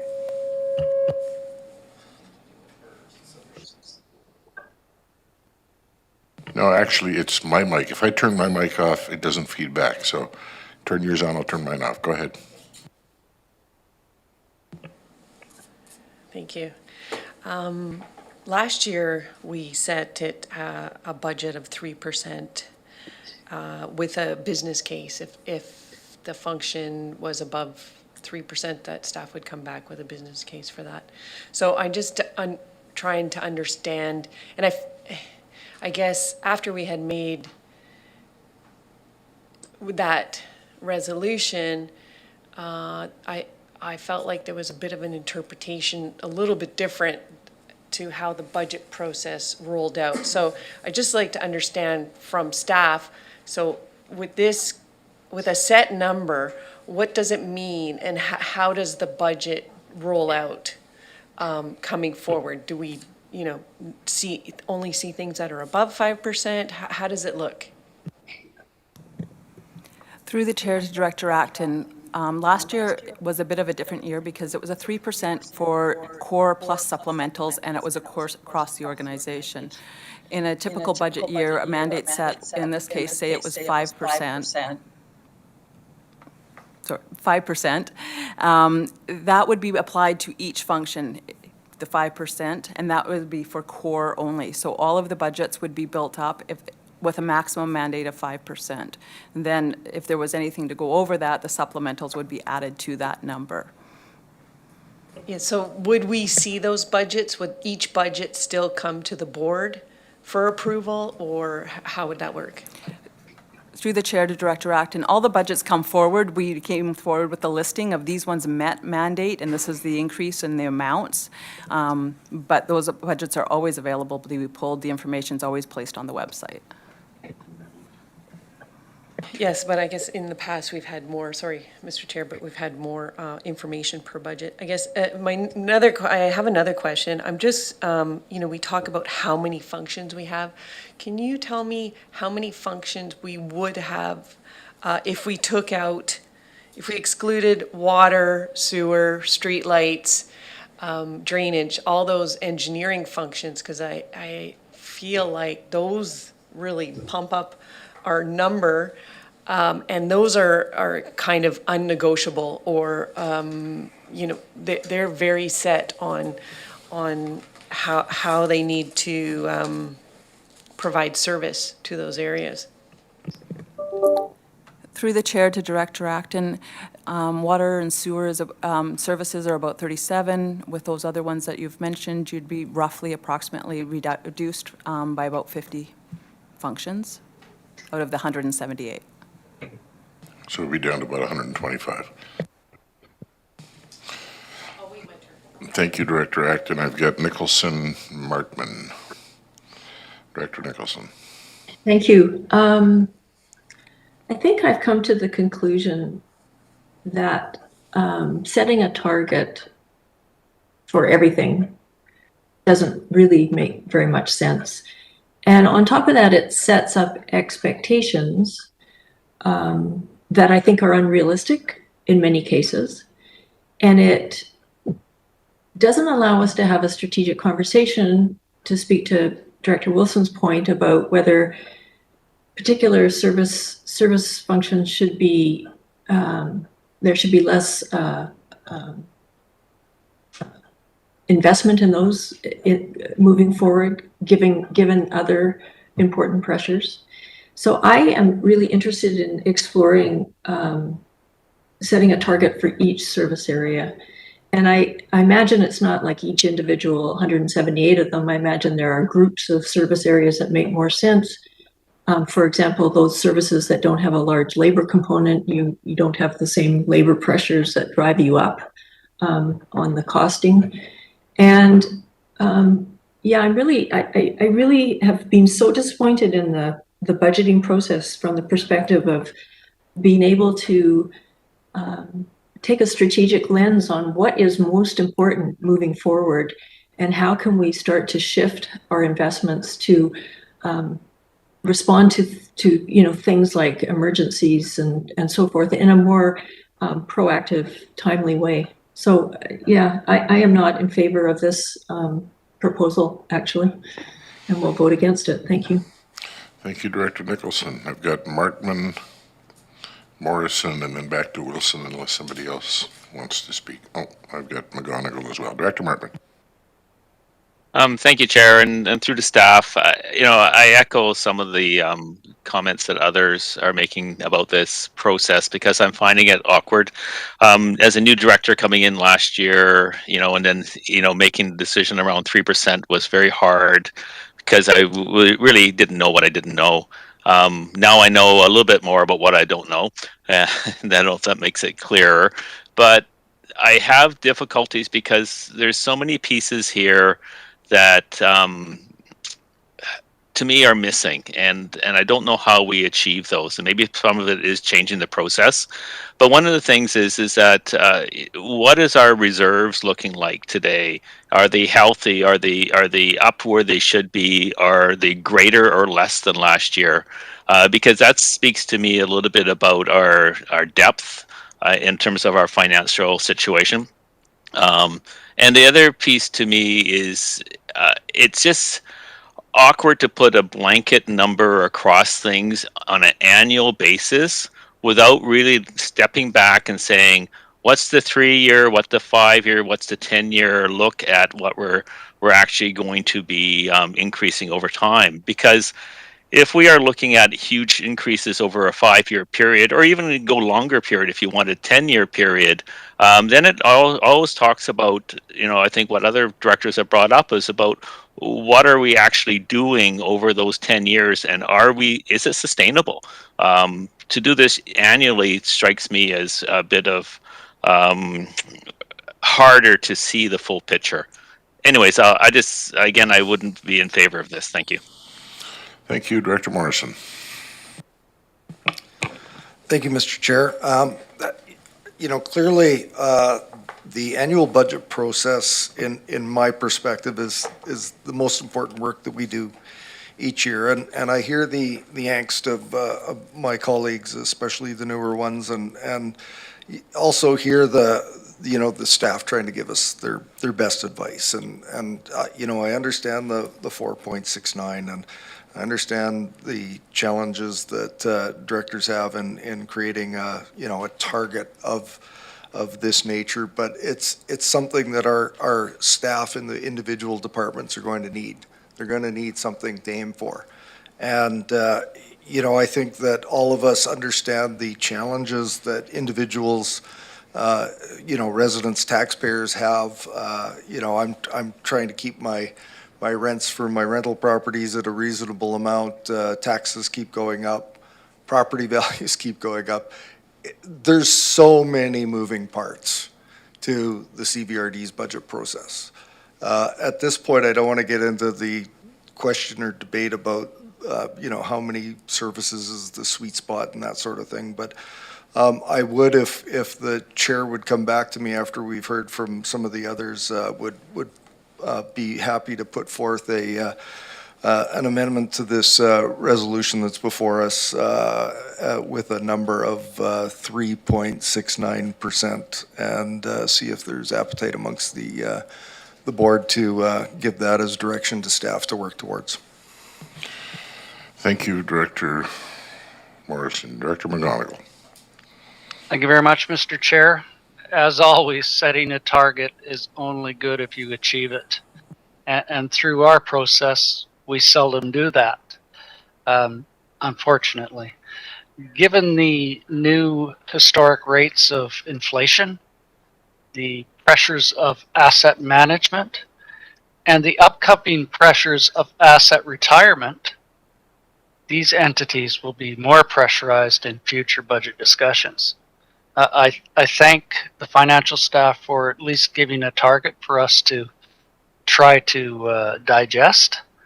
It is cumbersome looking at a 5% increase, but taking into consideration the other pressures that I have mentioned in the asset management and asset retirement, those will be far greater impacts to the future board moving forward in budget discussions than a mere 5% that we're discussing today.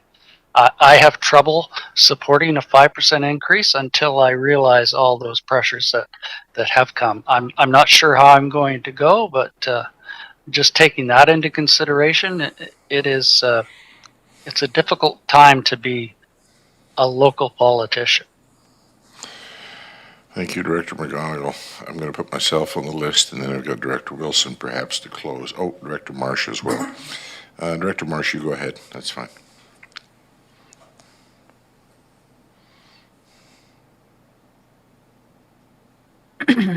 In the number of years I've sat at this table, I've been very impressed with how the staff tries to balance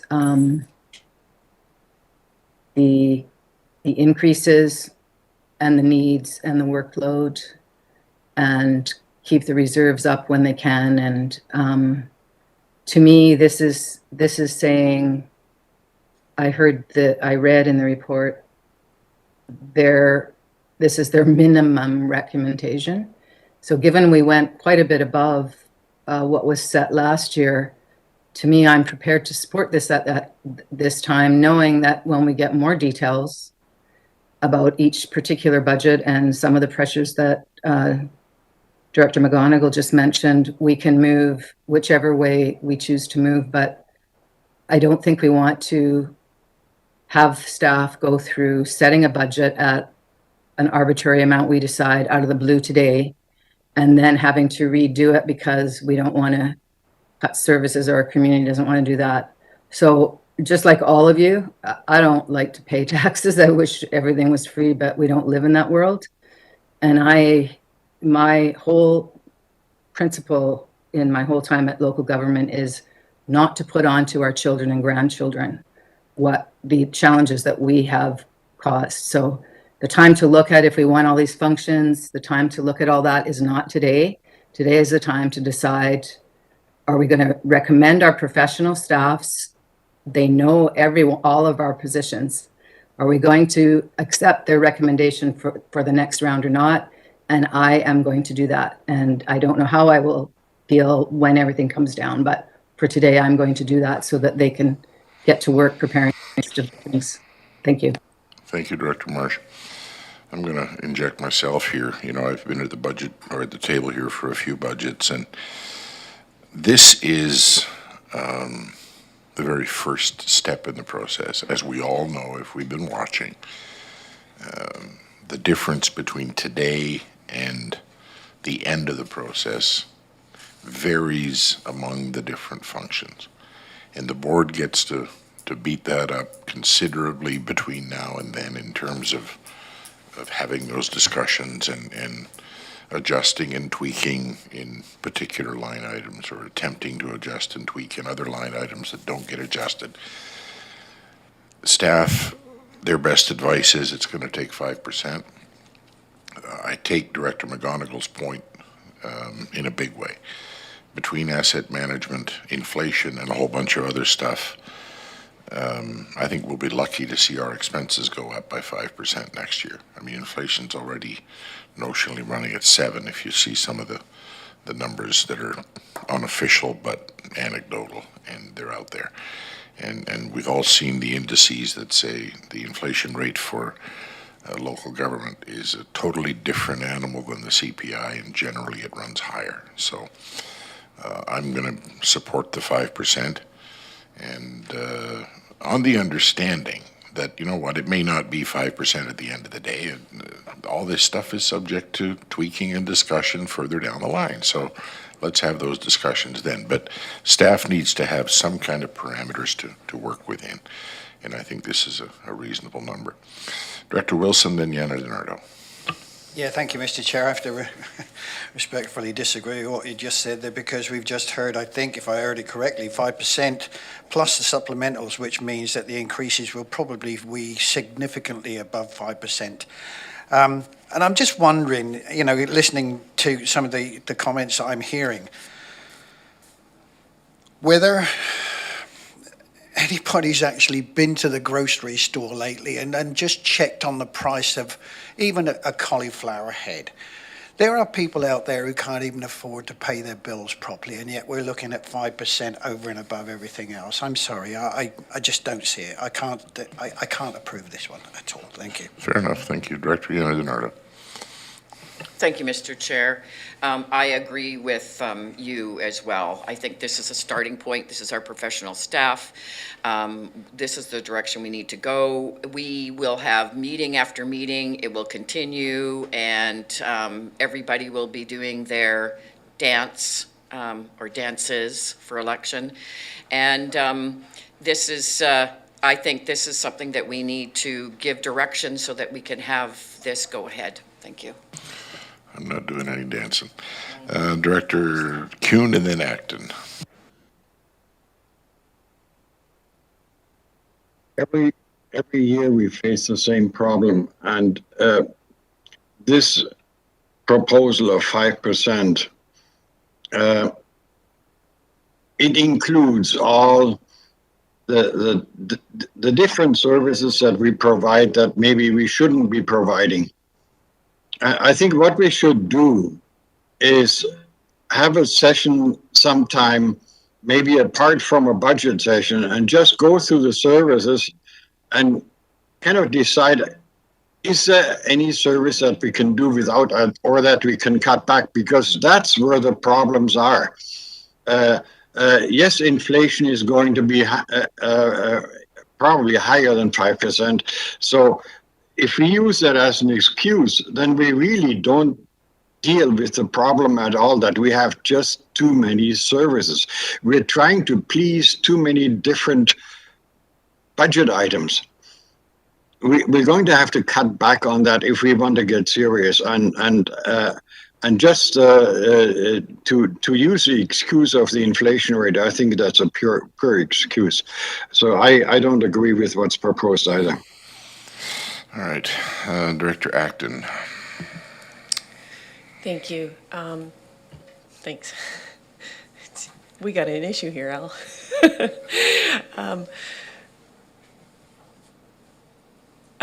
Coming from, when I look back at the private sector, setting a budget every year, I would do that for different areas of our business. And no matter what the number was, I always had a business case for it, to explain it. So I feel like we don't even have to define a number. The direction would be, as always, for staff to do their best, take into consideration what kind of reserves we have, what kind of reserves were rolled over from last year, basing on, is our budgeting accurate? Have we kind of ballparked this well, and adjusting it? And then coming back to the board and saying, okay, here's our budget. We've considered doing our best. We've considered wages. We've considered what we want to do next year. Our core is X, and these are our supplementals. And with our supplementals, it goes to Y. And then we get to look at each budget accordingly. I would feel really comfortable with that. And to me, that makes sense. That gives, regardless of what number we debate on today, whether we land at 0 or we land at 10, staff is going to go away and try and do their best and bring forward the rationale and the direction of that function and service of what it provides. And at that time, we can say, hey, we don't think the community wants this service, or we're not in favor for whatever reason. So I would support, just because I'm not sure where this process actually has come from. And in my mind, I don't even think it has to be set. Staff goes back and works with their department and their manager and general managers and comes up with a budget and then brings it back. Thank you. Thank you, Director Acton. I'm not seeing any other hands. Director Marsh and Nicholson. Yeah, I think that there's I really hear what Director Acton is saying, but I do think that staff need to have a potential target to work towards, because otherwise they might come back with what they think is required, and they've done all the work and they've got all the business case, and then I'll just remind you all that it's the next board, which may have some of us, may have all of us, may have none of us, that will make the decision on the budget. So I would hate to see staff do this twice. So I just think it's reasonable to say, yeah, go for that target. And it's not us necessarily as the configurated board that will be making the final decision. So let's let them get to work. That's what they spend their summer doing. And so I have all confidence that whatever board decides to do what they're going to do, that's what they're going to do. But let's not make staff do it twice. Thank you. Thank you, Director Marsh. Director Nicholson.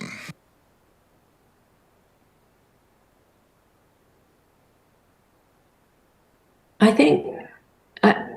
think that what Director Acton is proposing is interesting, because from my perspective, it's very close to setting a target for each service.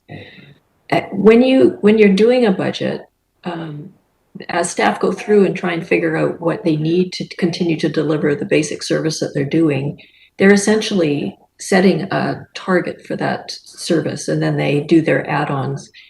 I think what the confusing thing is that we have a very uneven level of staffing required in different services. So some services have a lot more pressure than others.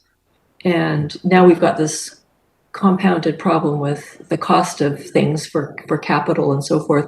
But I actually think over the last few years, we've done a pretty good job at setting aside reserves for asset management. And I think we're kind of getting to a more stable place. So really to me, the issue is more about the staffing. And of course, right now we're having a really hard time attracting staffing. So I get that the costs for staffing are going to go up. But I still don't think setting up 5% across the board is a good plan, because it sets unrealistic expectations for staff as to what what we think is important. We're saying that everything is important up to 5%, and that is not a good message. Thank you, Director Nicholson. I'm going to turn to Director Morrison, who had earlier promised to perhaps introduce an amendment. Director Morrison. Yeah, thank you, Mr. Chair. And you know, I look to our board chair, and you know, she and I have gone through this annual exercise of how to do the budget the best way, and no budget process is perfect. I will put forward a motion to amend the resolution from to change the number from 5% to I'll call it 3.7%. And if I have a seconder, I'll speak to it very briefly. A seconder to that amendment to 3.7%. That's seconded by Director Smith. Go ahead, Director Morrison. Thank you. Taking everything into account that everybody has said, I think staff need a target.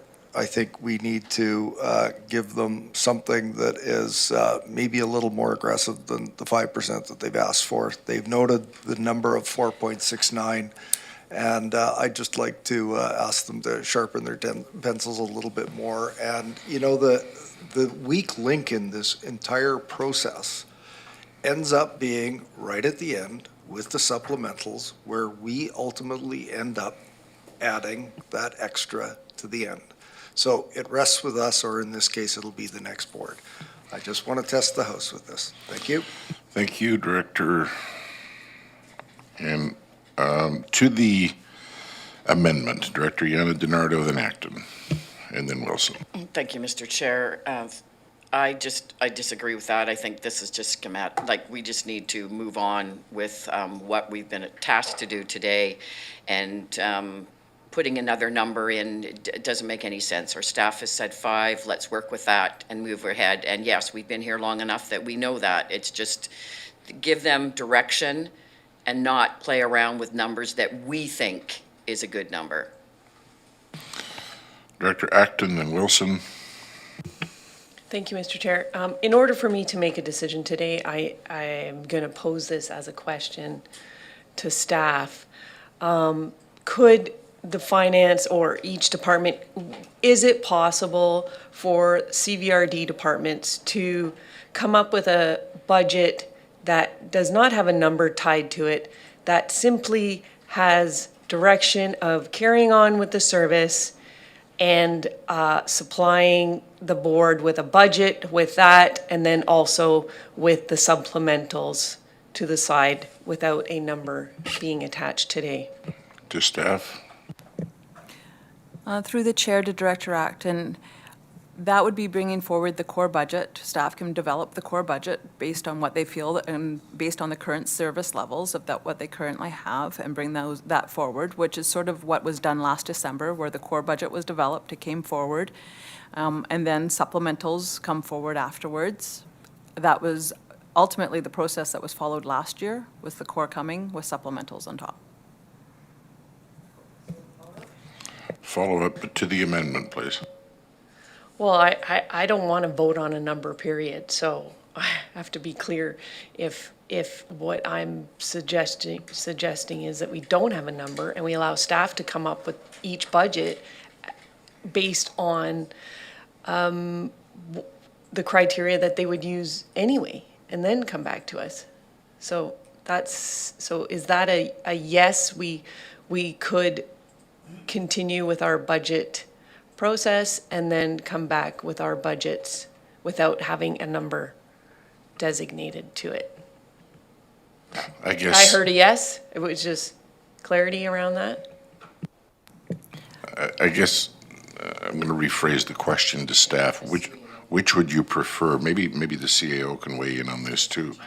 Which would you prefer, a target, or develop the core budget and let the chips fall where they may and let the next board deal with it? Yeah, thank you, Mr. Chair. So I'll remind the board that the setting the target is a relatively new phenomenon. I've been at the CVRD now for 8 years, and we typically have given staff direction to bring forward the core budget based on the current inflationary pressures, whether that be staffing costs, other external staffing costs, and supplementals are on top of that. I believe that over the last couple of years, with the pressures of COVID, the board was inclined to set a target, but we traditionally operate without one. So short answer is yes, we can develop a core budget based on current cost constraints and bring forward the supplementals as necessary. I see Ms. Mohan has also popped up. Thank you, Mr. Chair. I was just basically going to say what our CIO said, that we have operated without a target before, and so staff are able to go forward. But I would just point out that the report that's in front of you is based on the same assumptions, the same level of service, the core budget. So really, it's just a heads up for the board that if you give us not a target, but rather just direction to maintain the service levels with no growth and just provide budgets, you're likely to end up at least 5% or more. So that's exactly the report that's in front of you. Thank you, Ms. Mohan. Director Wilson to the amendment. Yeah, thank you, Mr. Chair. Can I just ask a question of Director Morrison, please? At 3.7%, was that an overall number, including supplements, or was that excluding the supplements? Explanation, Director Morrison. Meant that as the core. That at the core. Okay, thank you very much. And one of the things that I hear more than once in the last 5 minutes is current service levels. Current service levels. We don't need the, I'm going to say this again, you know, we have to look at the current service levels. And my dad used to say, going way back, you cut your suit according to your cloth. Right now, our cloth supply is going down. And by that, I mean the ability of our people to pay what we're asking for. We have to look at the current service levels and see whether they can be amended so that we can then move forward on the budgets, which people can afford. Thank you. Thank you, Director Wilson. Director Marsh. Yeah, I was going to ask the question that Ms. Mohan answered. I believe that this is the best use of staff time, that they are going to come ahead. And I don't think it's up to this board at this election, given they're not, at this election year, given they're not going to pass the final budget, to make an arbitrary decision. So I do support, again, this preliminary number, which could wind up anywhere. We've all been here long enough to know that.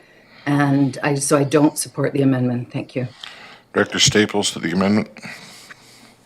Yeah, thank you. I don't support the amendment at this time, given the fact that, you know, for a lot of the reasons that people have been speaking about out for and against the original motion and the motion as amended, we're in a time where I recognize the need to go back and look at some of the core services and review those things. And there is also a process that exists for budget time. And all we're really being asked is to approve, you know, staff moving forward with that process. All of this will be gone through in the next term, at the next board, in the next year. And so right now, we're really just saying to staff, yes, we recognize these are the constraints that you're under. This is the pressure that exists. And we all know through going through this ourselves that the process, there will be a lengthy process that will be gone through to get to the final number. So I don't support the amendment. I support the staff report. And again, I'll state, as I do every single time budgets come up, this entire system is built on the fact that it's not going to shrink. The needs are just growing in the communities. Everyone who went to AVICC, I was at LGLA with some of you. This is something, the system is not, it's built to continue to grow because the needs continue to grow. And so it's a faulty system. And that's what we're dealing with. And until that is fixed, every board forever is going to be sitting here having these conversations every single year. And so we're the board doing it right now. This is reasonable, what staff is requesting, given all the constraints and the cost of literally everything going up. And so I support the original motion, but I will not support the amendment. I'm going to call the question on the amendment. Oh, Director Martman, was that did I miss you earlier? You missed me earlier. Thank you. I'm interested in this conversation because it strikes me that we've chosen the rabbit hole to go down, and yet in the staff report it talks about a couple of different options that we actually aren't we're sort of working around talking to or about. And, option one was setting a target for each service. And I think we're sort of talking about, well, how would that happen versus setting an overall budget target that is the area that we've chosen to go down. I want more information. This is very hard because last year when we set 3%, I thought, okay, well, this is just the start of the process, like I'm hearing now.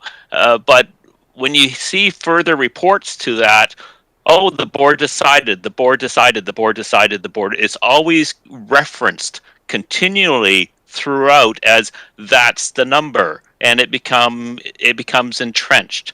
And so I guess I'm looking to explore option one about setting a target for each service or talking about the process so that we don't just put this number out and saying, well, we're just sort of giving direction, but it's not just sort of giving direction. It is the direction. So I guess I'm not in favor of setting an overall target, and that's where I wouldn't be voting for this. Thank you. All right, thank you very much. Seeing no other hands, Director Kuhn, sorry. I'm mindful of time here, folks, and I would like to wrap this one up. I just had an idea, and it might be a little bit too aggressive. I don't know, but I'm putting it forward anyway.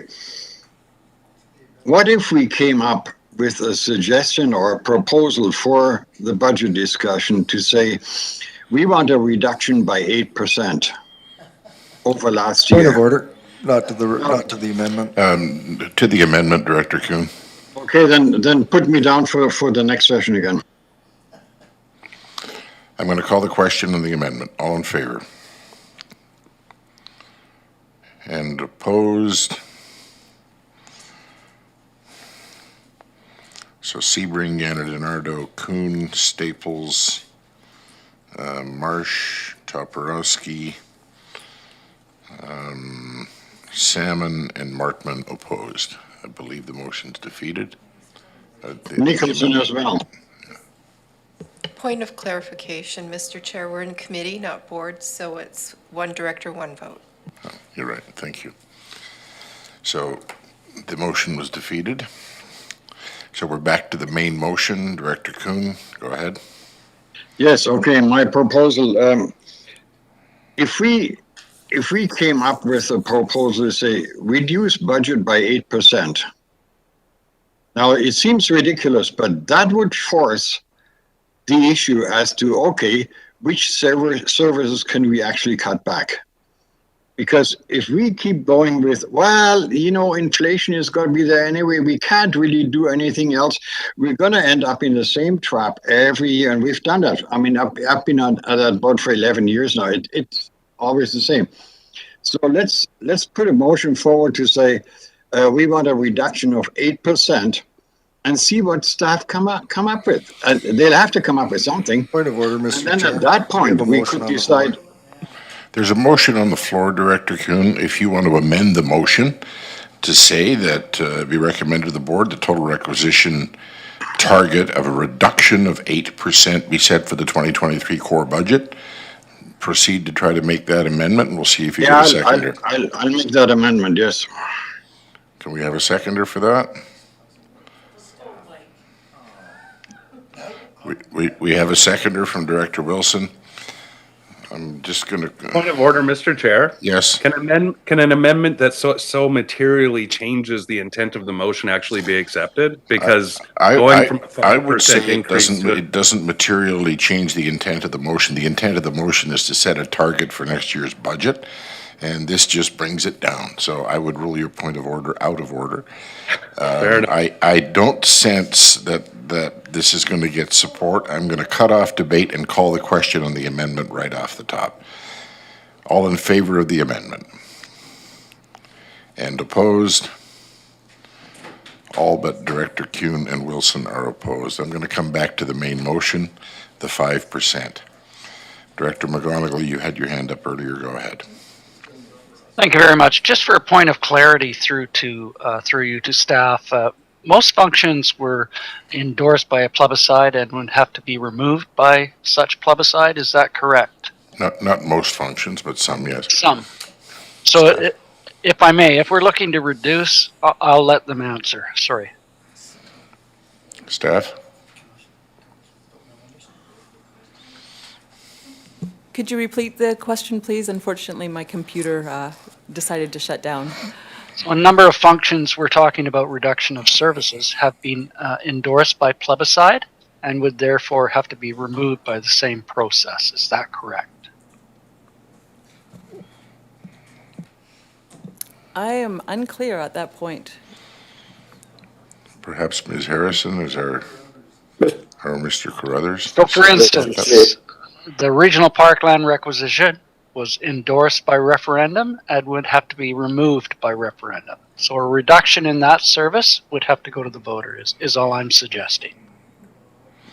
Through the chair to Director McGonigal, a budget can be set and reduced without going back to the electors. If the service was to be discontinued, that would be the only time it would go back out.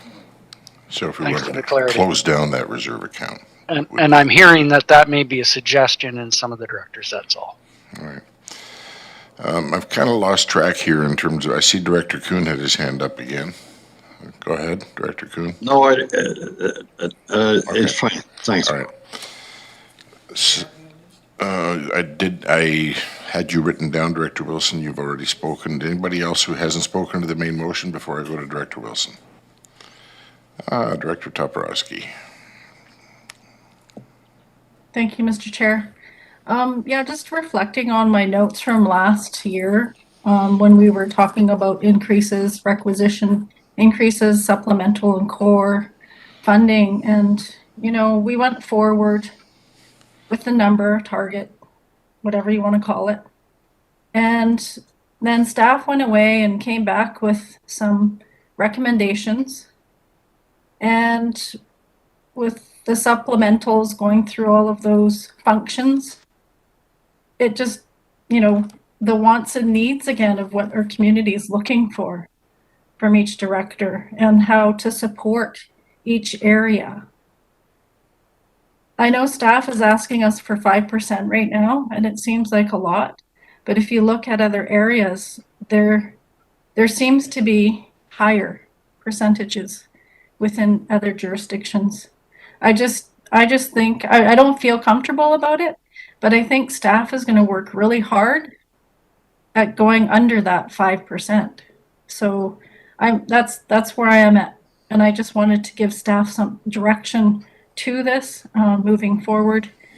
Like I said, it's something that, you know, our CAO says this is something that's kind of new for us. I know other areas, other tables that I sit at when they do their budgets is all different. And how we approach it is where we need to look at how we want to do this moving forward. And this is what we have with right now. As Director Staples had mentioned, if we don't think about different ways of how to approach this, we're just going to continue with going through this process the way we are.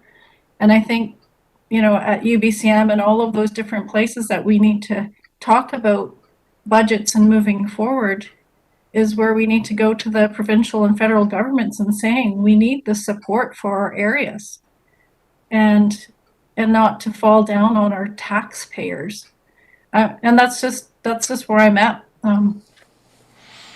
I'll be voting in favor of this, and I know staff is going to work really hard in getting that number down for us. Thank you, Director Toporowski. Director Wilson, if you promise not to repeat what you said earlier, I'll let you speak.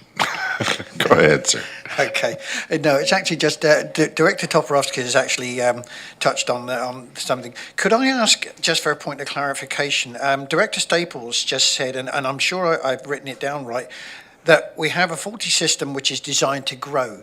And if that's true, then what do we do about it? How do we change that? Because if we're designed to grow and grow and grow, we're never, ever going to come up with a number which is going to satisfy the people. So did I write that down correctly, Director Staples? You did, sir. Thank you. And that's a bit of a rhetorical question, but I take the point. I mean, I can recall when I first got elected, the very first LGLA that I went to. And there was a consultant there presenting on budgeting, and baked into that presentation, this was in 2009, was the notion that budgets always increase. And I took objection to that. I called him on it, the consultant on it, and he just laughed and he said, "You're a first timer, aren't you?" And turns out he was right. Director Martman to close. I'd really like to call the question on this one. Director Martman to close. Oh, you're not going to like me, because I'm listening to this and being new and probably maybe not getting the orientation that's normal. I'm struck with the idea that there are other processes available, and that we are following what we did last year or perhaps the year before. But I'm not sure I understand what other processes are out there and which ones would best meet the needs of the board, which meets the needs of our community. And I would like to make a referral motion back to staff to have a presentation on what those referrals would be. Thank you. I'm not sure that a referral motion on a specific number is appropriate. If we want to defeat this process with this specific number, defeat this motion, and then ask for a staff report, I think would be a more appropriate way to go. But if you want to try to make a referral motion, a motion to refer back to staff for a report on alternate ways to present a budget. If you can get a seconder for that. Yeah. Seconded by Director Nicholson.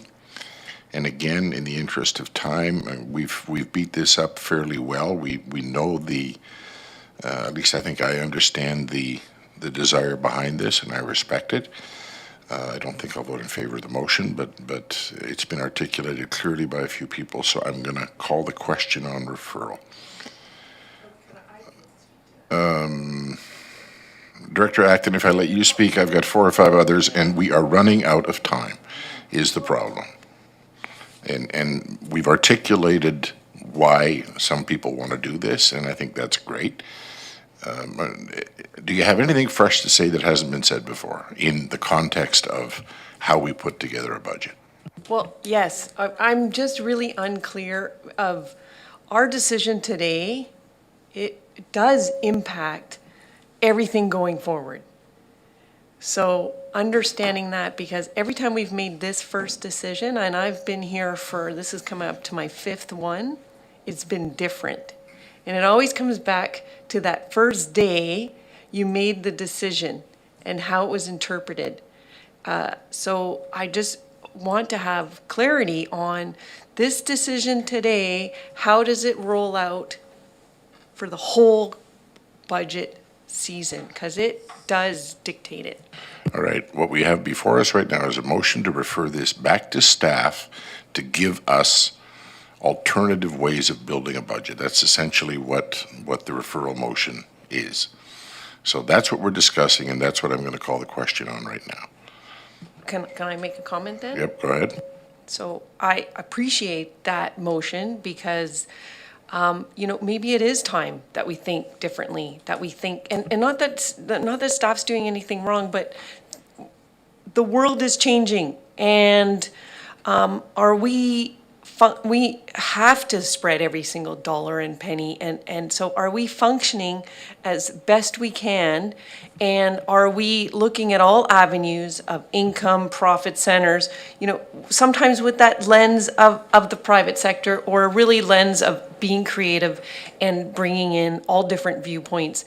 And so, this system, even the regional district, was designed so many years ago. So can we do better? And I think we could have those conversations before we make this decision. So I support the motion. That was on the motion to refer. It took you a long time to get there, but thank you for bringing it back. I'm going to call the question on the motion to refer. All in favor? And opposed? We have Yana DiNardo, Morrison, McGonigal, Marsh, Stone, Staples, opposed. Opposed, please raise your hands again. Yana DiNardo, Morrison, McGonigal, Stone, Marsh are opposed. Is that motion? The motion is carried. This will be referred. All right, folks, it's 12:30, and we have several items left on the agenda. Staff has given me a suggestion that in the interest of time, we just refer the remaining matters on the agenda to the upcoming board meeting so that we can actually have a bit of a break for lunch.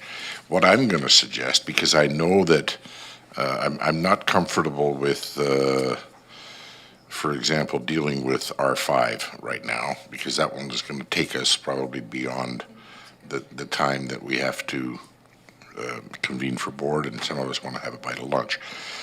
So what I'm going to suggest is that we look at the other items that are here, the agricultural land matching programs, R6, R7, and R8, and dispose of those, and then we'll entertain a motion later on that we take R5 and move that to the regular board agenda.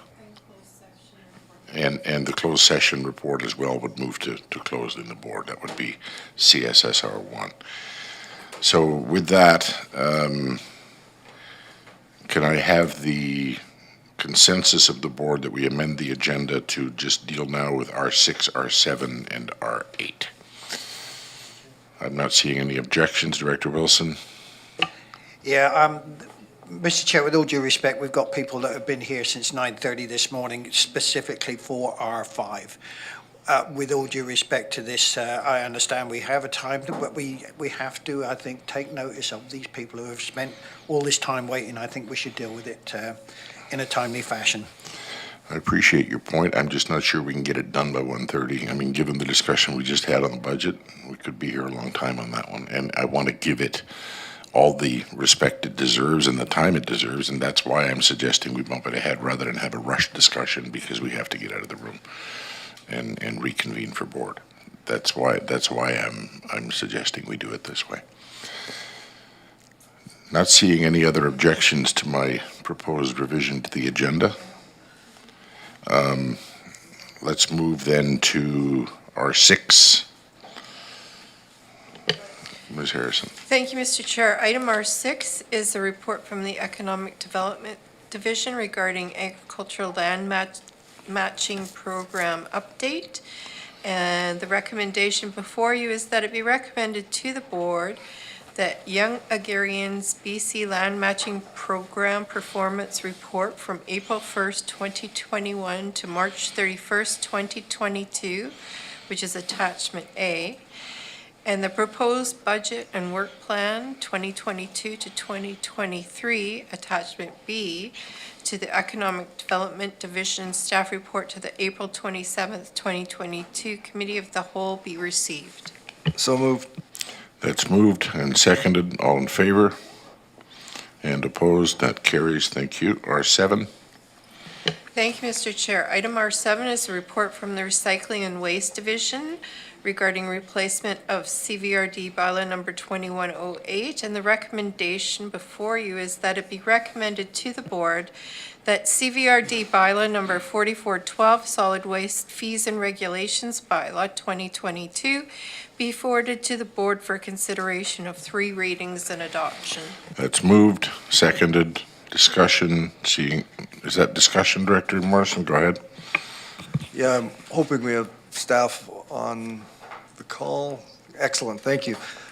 So in looking at, I hope I've got the right one, we have some new items in this report, unsecured loads. I'm also concerned about the commercial yard and garden waste implementation.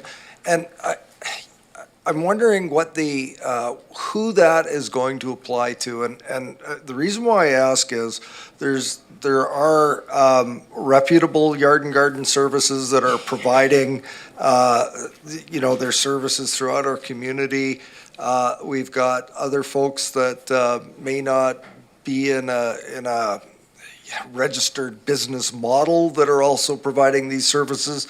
And I have a concern about the new cost structure ultimately ending up with folks deciding to not turn into the waste transfer facility and maybe finding alternative dumping areas.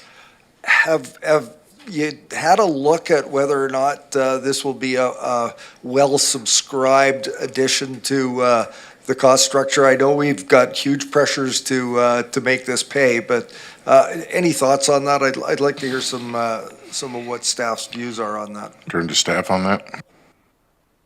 Through to you, Mr. Chair, to Director Morrison. Yeah, so we have looked at other models in other jurisdictions, and we're definitely in the minority of providing free yard waste tipping fees or free yard waste tipping services to commercial customers. And what we mean when we say commercial customers are businesses that make money of like landscapers, for example. You may have someone who service your yard and prune your fruit trees, and they charge you, and then they come and drop that off. And as our study indicated that we did last summer, we do get some out of region landscaping businesses coming to our recycling centers. While they are far and few, they do end up bringing significant loads, and they fill up our 40-yard receiving bins very quickly.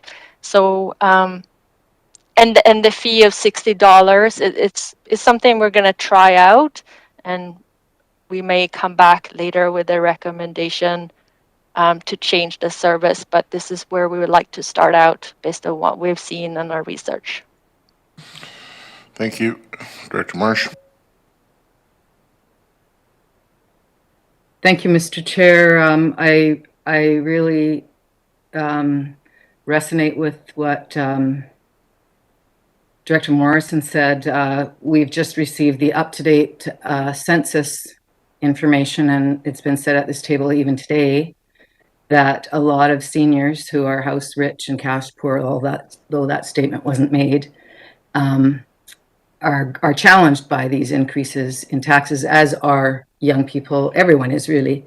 I guess I just worry a bit about this because once you get into your 60s, I can tell you for sure, it's not as easy to load your own truck and take it up to the transfer station. So maybe this is the answer. I don't know, but that's just my thinking is I don't know if I feel comfortable doing that, but I'll hear what my colleagues have to say. Dr. Martman.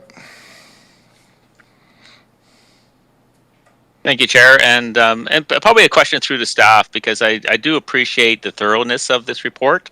I can understand, I think, the intent and the appreciation of potential, unintended consequences of putting things in place.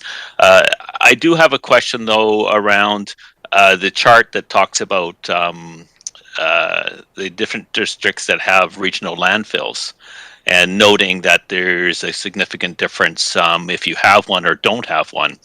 And we've probably I can see people smiling already. This is the newbie question. Why are we sending garbage? Why are we not having a regional landfill? Is that something that's on the book, or where's the report that someone's going to send me about that's been done on this? Thank you. Oh my, where do we start? I've been saying since 2008 we got to get rid of our own garbage instead of farming it out to the Vancouver stream that ends up in Ribanco. AVICC has done a lot of work on this. There's all kinds of different models that have been out there, but so far, part of the reality, Director Martman, is as soon as you propose a landfill or any other way of disposing of this stuff, you have massive opposition from the folks immediately pertinent to that land. That's just the reality, and nobody's had the political will to say, you know what, we're going to get this done because it's the right thing to do. That's just my political perspective on it, but that's very much part of the reality. So, I don't think I saw any other hands, so I'm going to call the question on the motion that's before us. All in favor? And opposed? That motion is carried. R8. Ms. Harrison. Thank you, Mr. Chair. The next item, R8, is a report from the solid waste, report from the Recycling and Waste Management Division regarding Solid Waste Management Plan Monitoring Advisory Group. And the recommendation before you is that it be recommended to the board that the terms of reference for Solid Waste Management Plan Monitoring Advisory Group, as noted in Attachment A to the Recycling and Waste Management Division's staff report to the April 27th, 2022 Committee of the Whole meeting, be approved. Director Yanni-DiNardo moves, seconded by Director Martman. Discussion, Director Martman. Thank you, and appreciate the work done on this and the direction it's going in. I do ask a question to the author of why would it be twice a year? I've been on advisory groups before, and twice a year doesn't allow any type of continuity of information or even momentum of staying interested in it. So curious on that. Could we hear staff back on that? Why twice a year? Why not more frequently? Thank you. Through to you, Mr. Chair, to Director Martman. Yeah, we're following the provincial guideline for this kind of monitoring group, as well as our neighboring jurisdiction and the models that they're using. So hence the recommendation of not making it too heavy. All right, thank you. Director Acton. Thank you. I just wanted to ask that the advertisement or however you're going to advertise for people to join the group be shared with the directors, because I have some really passionate people in the community who I know would probably like to apply. Thank you for that. I'm going to call the question on the motion. All in favor? And opposed? That motion carries. Okay, then I'm going to entertain a motion to refer item R point. Let me do that again. To refer item R5 from the Committee of the Whole agenda to the April 27th regular session board meeting, and that we refer item CSSR1 from the closed Committee of the Whole to the closed session of the board on April 27th. Can I have that motion? Moved, seconded, all in favor? And opposed? That carries. Thank you very much. Oh, Director Nicholson, I'm sorry. I thought you were voting. I just think it would be helpful for people who are interested in that item about Taylor Park, if we could give them some indication of when it would be on the agenda for the board meeting. I would turn to Ms. Harrison on that one. Where would we propose to put that on the board agenda? Thank you, Mr. Chair. That would be at the call of the chair of the board. Okay, why don't we put it right at the beginning when we're done with the formalities of minutes and stuff, Madam Chair? As chair of the board, she agrees, we'll put it at the head end of the agenda. So the meeting starts at 1:30, and we'll have some public input and a few other things. So we should be on to this item, I would think, by 10 to 2, something like that. All right? Oh, we have some delegations as well, so that's maybe a bit longer. Yeah. Subject to technical. Yes, also subject to technology, of course. Ben, right. There's a thing. Any question period? Any questions? Seeing none, I am going to, since there's no further business on the agenda, declare this meeting adjourned at 12:44 p.m. No, you don't.